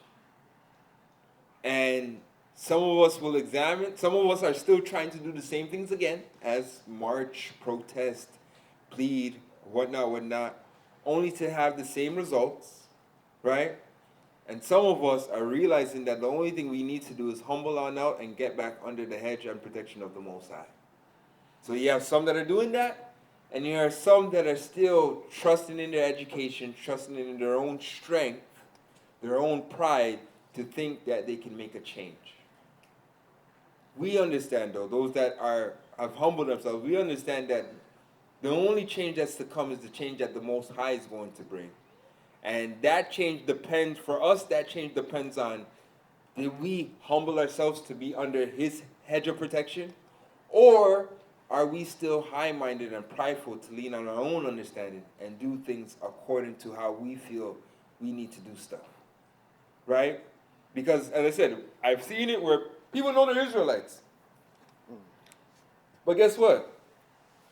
I want to follow the Most High on at home, under my own terms, under my own direction. I'm going to govern myself because the Most High is speaking to me, and they have their own saying and whatnot. But you have some people, I've seen people come here, and rather than to come to learn, they've came to debate. And I'm like, okay, well, who's taught you? Oh, I taught myself at home. Huh? Really? You're not There's no humility in that. I'm self-taught. And I'm world-renowned. Like, really? You know what I mean? And the thing is, the reality is that have you learned anything in this world that nobody has ever taught you? Think about it. Have you learned anything in this world that anybody hasn't taught you? And the answer is no. Everything that we have learned, somebody had to have teach us. Right? Other than, I'm going to say, breathing and eating, and even with eating, they had to teach you what to eat. You see what I'm saying? So everything that we've learned, we were taught it. And then, you have some will think the word of the Most High is any different. No, I don't have to, nobody has to teach me the word of the Most High. Well, the word of the Most High says, find someone to teach you. That's what the word of the Most High says. But it also tells you how to test what that person's teaching you if it's according to the word of the Most High. But until we humble ourselves to the Most High, then we don't understand that importance. So people who say, you know what, I don't follow man, I follow the Most High. Clearly, they don't follow the Most High or even understand the Most High, because if they understand the Most High, they would understand that the Most High works through men and is using men to bring about his purpose within the earth. I'm just praying that the men he's using understand the purpose they've been used for and keep the humility that the Most High first found him and exalted them, and that the Most High found them in, that said, okay, I'm willing to use them. They keep that humility. That's all I care about, right? Let's get Deuteronomy. We got Deuteronomy. Jeremiah. Let's get Jeremiah. All right, we're going to the book of Jeremiah, chapter 3. We read in 1 to 3. They say, if a man put away his wife, and she go from him and become another man's, shall he return unto her again? Shall not that land be greatly polluted? But thou hast played the harlot with many lovers, yet return again to me, saith the Most High. Lift up thine eyes unto the high places, and see where thou hast not been lying with, and in the ways hast thou sat for them, as the Arabian in the wilderness, and thou hast polluted the land with thy whoredoms and with thy wickedness. Therefore the showers have been withholden, and there hath been no later rain, and thou hast a whore's forehead, thou refusest to be ashamed. Right? So our pride has kept good things from us. Right? The Most High's blessing, our pride has kept the Most High's blessing from us. Right? Now I want to read this. The Father compares our people to that of a prostitute who is not ashamed of her profession. Even after that comparison, he still is just wanting our humility so we can receive the kingdom, but our pride knows no bound. Right? So our pride is keeping good things from us. Right? Now, I was reading this morning, Hosea. I want to show you. This kind of ties into this whole pride thing. The story of Hosea. You guys remember the story of Hosea? Who was Hosea told to go marry? He was told to go marry a prostitute. Now this is one of those examples of humbling you're humbling yourself in the eyes of the Most High. So he was told to go marry a prostitute. He got the prostitute. He had children with the prostitute. The prostitute ran away a few times. He had to go look for the prostitute.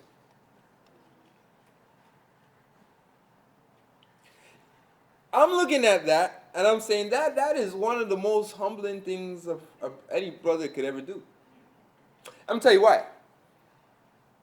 Especially in the Benjamite community. I'm going to say, no, all of Judah. Yeah, Judah. It doesn't really matter where you go with this one. I'm probably speaking to a girl that may be known around the block. He's walking with her. It's my girl. All the brothers, them, who know about the sisters, her activities, is looking at this brother like, ugh.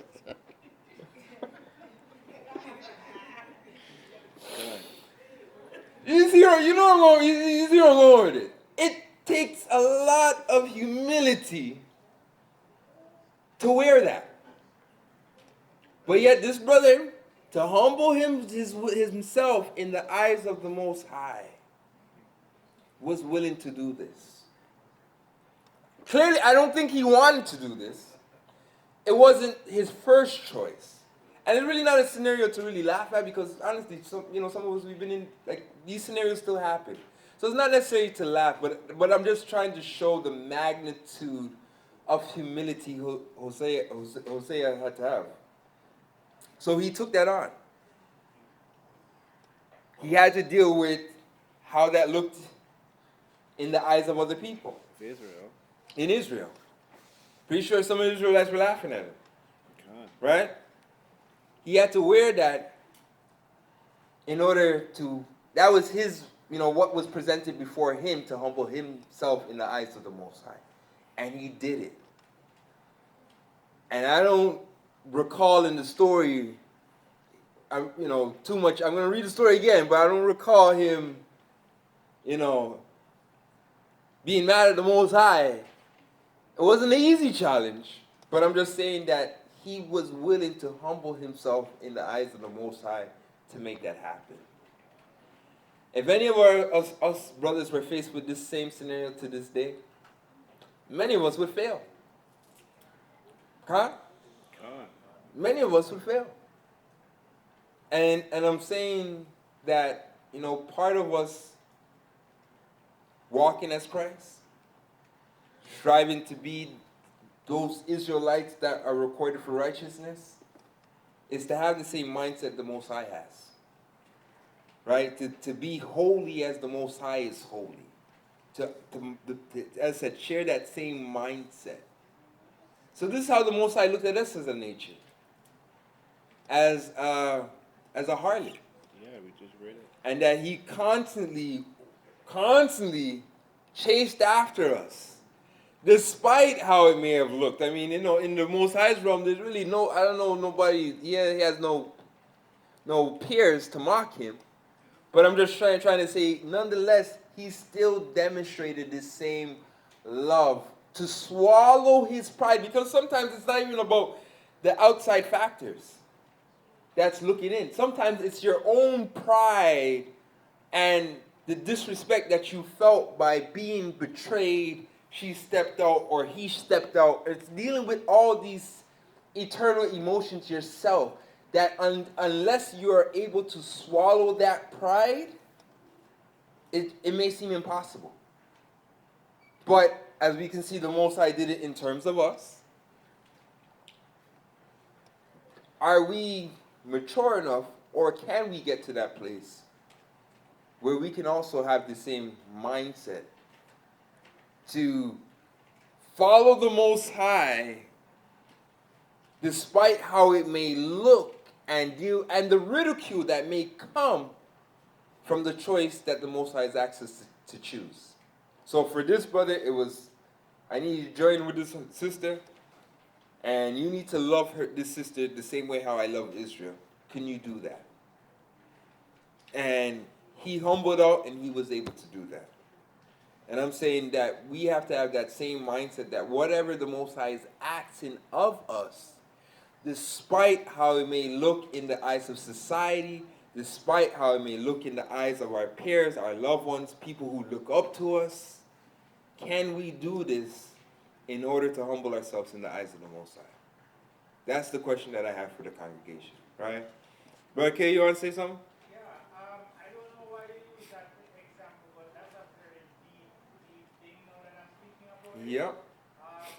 Because I know I read something where the earth is accusing us, the moon accusing us, the ocean, want to kill us, I correct, not accuse, they want to murder us, and all these places. And I also read where there are elders in heaven that are watching the Most High, and in spite of that, he still a take me back. So now me figure out ways because he is also putting aside, his feelings to take us back because eyes are on him.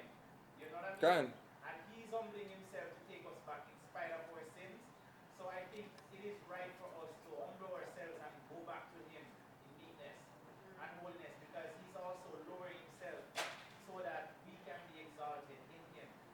Cotton, absolutely. I'm glad you pointed that out because you're right. Creation itself, they have scripture that said the sun, like, Most High, let me burn them up. Yeah. And Most High's no, give them time, they may repent and whatnot, right? But I want to kind of go somewhere else too with that, is the fact that we did these things against the Most High. And the Most High is humbling, putting away how he may feel, the wrath that he may have, and humble himself to receive us back. Even though he doesn't need to. Right? But he's doing that based on the hurt that was done against us. Against him. Can we do that with the hurt that's been done against us? You see what I'm saying? Because there's times where we've been hurt, and people have hurt us in our lives, and what they did, it's like we cannot let that go. We cannot humble ourselves and say, you know what?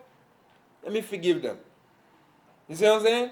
We hold on to that, whether it be pride, whether it be, there's so many different factors, but pride is definitely one of those factors where that person hurt me, and I'm never going to allow that person to get that same position to hurt me again. And that is fear. But the problem is that we hold on to that hurt, and that hurt now starts to define us and make us into something else that we were never in the beginning. You see what I'm saying? So, we got to be able to swallow our pride and be able to forgive those that were against us in the past. Right? Maybe even currently. We always have to be able to humble ourselves and say, you know what? I can forgive them. And you know why I can forgive them? Let me tell you why I can forgive them. You know why? Let me tell you why. Because I need the Most High to forgive me. You see what I'm saying? Even if it's not for... I need the Most High to forgive me. So guess what? I have to forgive them. And this is that constantly humbling ourselves in the eyes of the Most High, right? But let's continue and we'll bring this home. We're Matthew, no? No, John. Let's get John. And then we got Matthew, and that's it. Okay, reading John chapter 10, we're reading 1 to 10. And it reads, Verily, verily, I say unto you, he that entereth not by the door into the sheepfold, but climbeth up some other way, the same is a thief and a robber. But he that entereth in by the door is the shepherd of the sheep. To him the porter openeth, and the sheep hear his voice, and he called his own sheep by name, and leadeth them out. And when he putteth forth his own sheep, he goeth before them, and the sheep follow him, for they know his voice. And a stranger will they not follow, but will flee from him, for they know not the voice of strangers. This parable spake Yeshua unto them, but they understood not what things they were which he spake unto them. Then said Yeshua unto them again, Verily, verily, I say unto you, I am the door of the sheep. All that ever came before me are thieves and robbers, but the sheep did not hear them. I am the door. By me, if any man enter in, he shall be saved, and shall go in and out and find pasture. The thief cometh not, but for to steal, and to kill, and to destroy. I am come that they may have life, and that they might have it more abundantly. Right? So the fact is, there are no other ways into the kingdom. You must learn to follow the guidelines given in the word or suffer the consequences.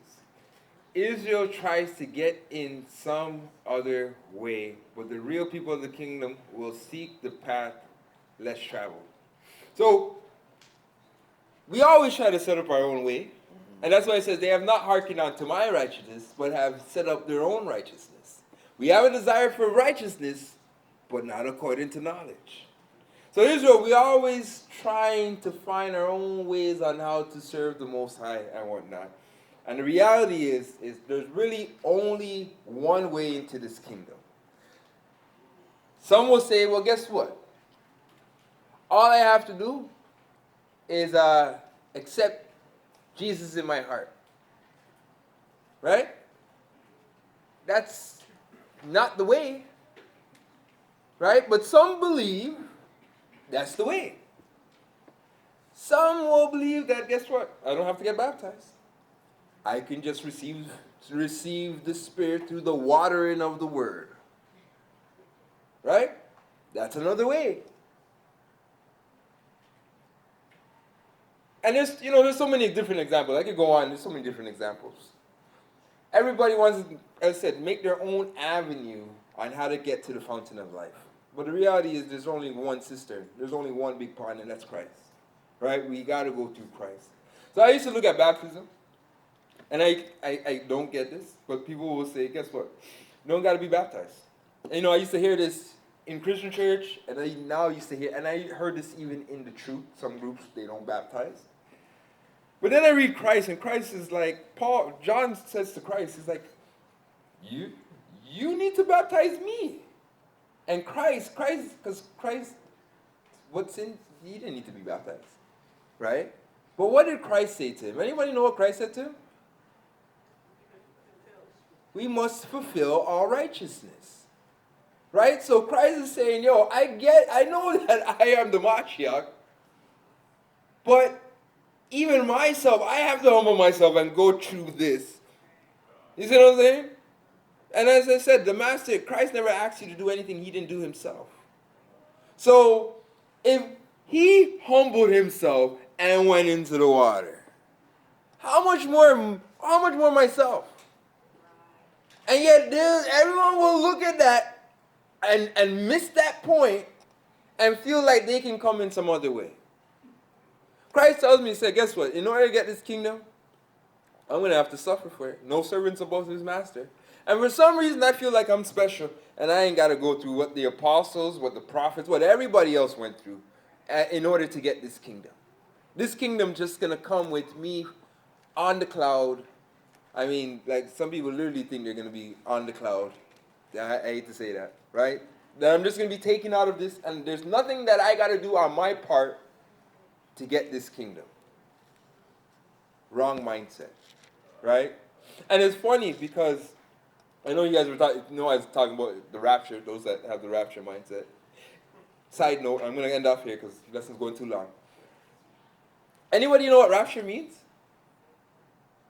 1611, put 1611 rapture, and you'll be surprised what it means. They didn't lie to you. You will be taken. We will be taken. Only to be,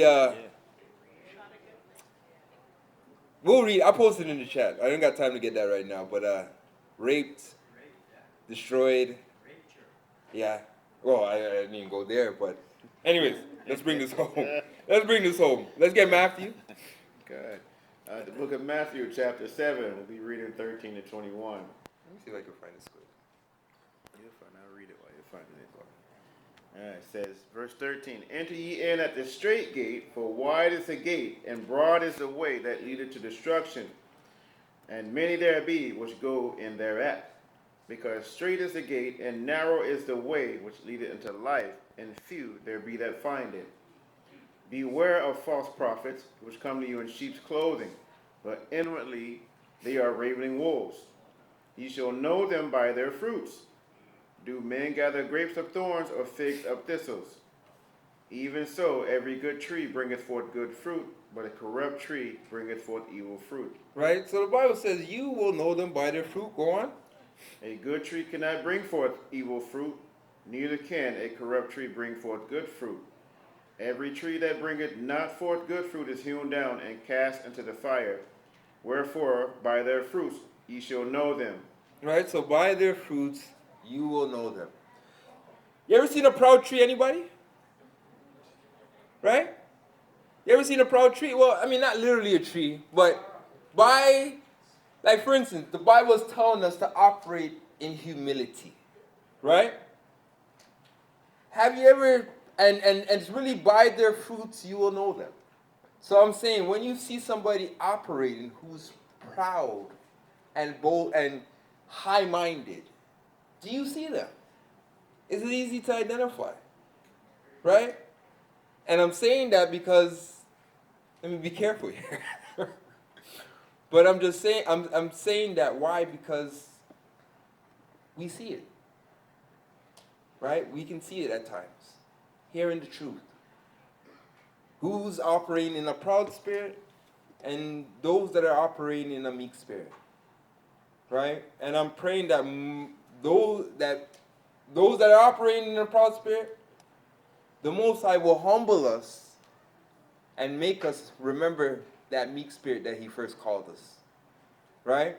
Because as I said, this truth at times, individuals, depending on where you are and whatnot, can make you proud and make you lose focus of where you started. I've seen that in this truth, right? So I pray for those that have been exalted and have become high-minded, that the Most High always finds ways to keep us humble and down to the earth. That way we can do our job in humility and continue to teach the people and operate and be examples of how operate in our humility, so that more can be exalted and more can be raised and used for the goodness of the kingdom. Okay?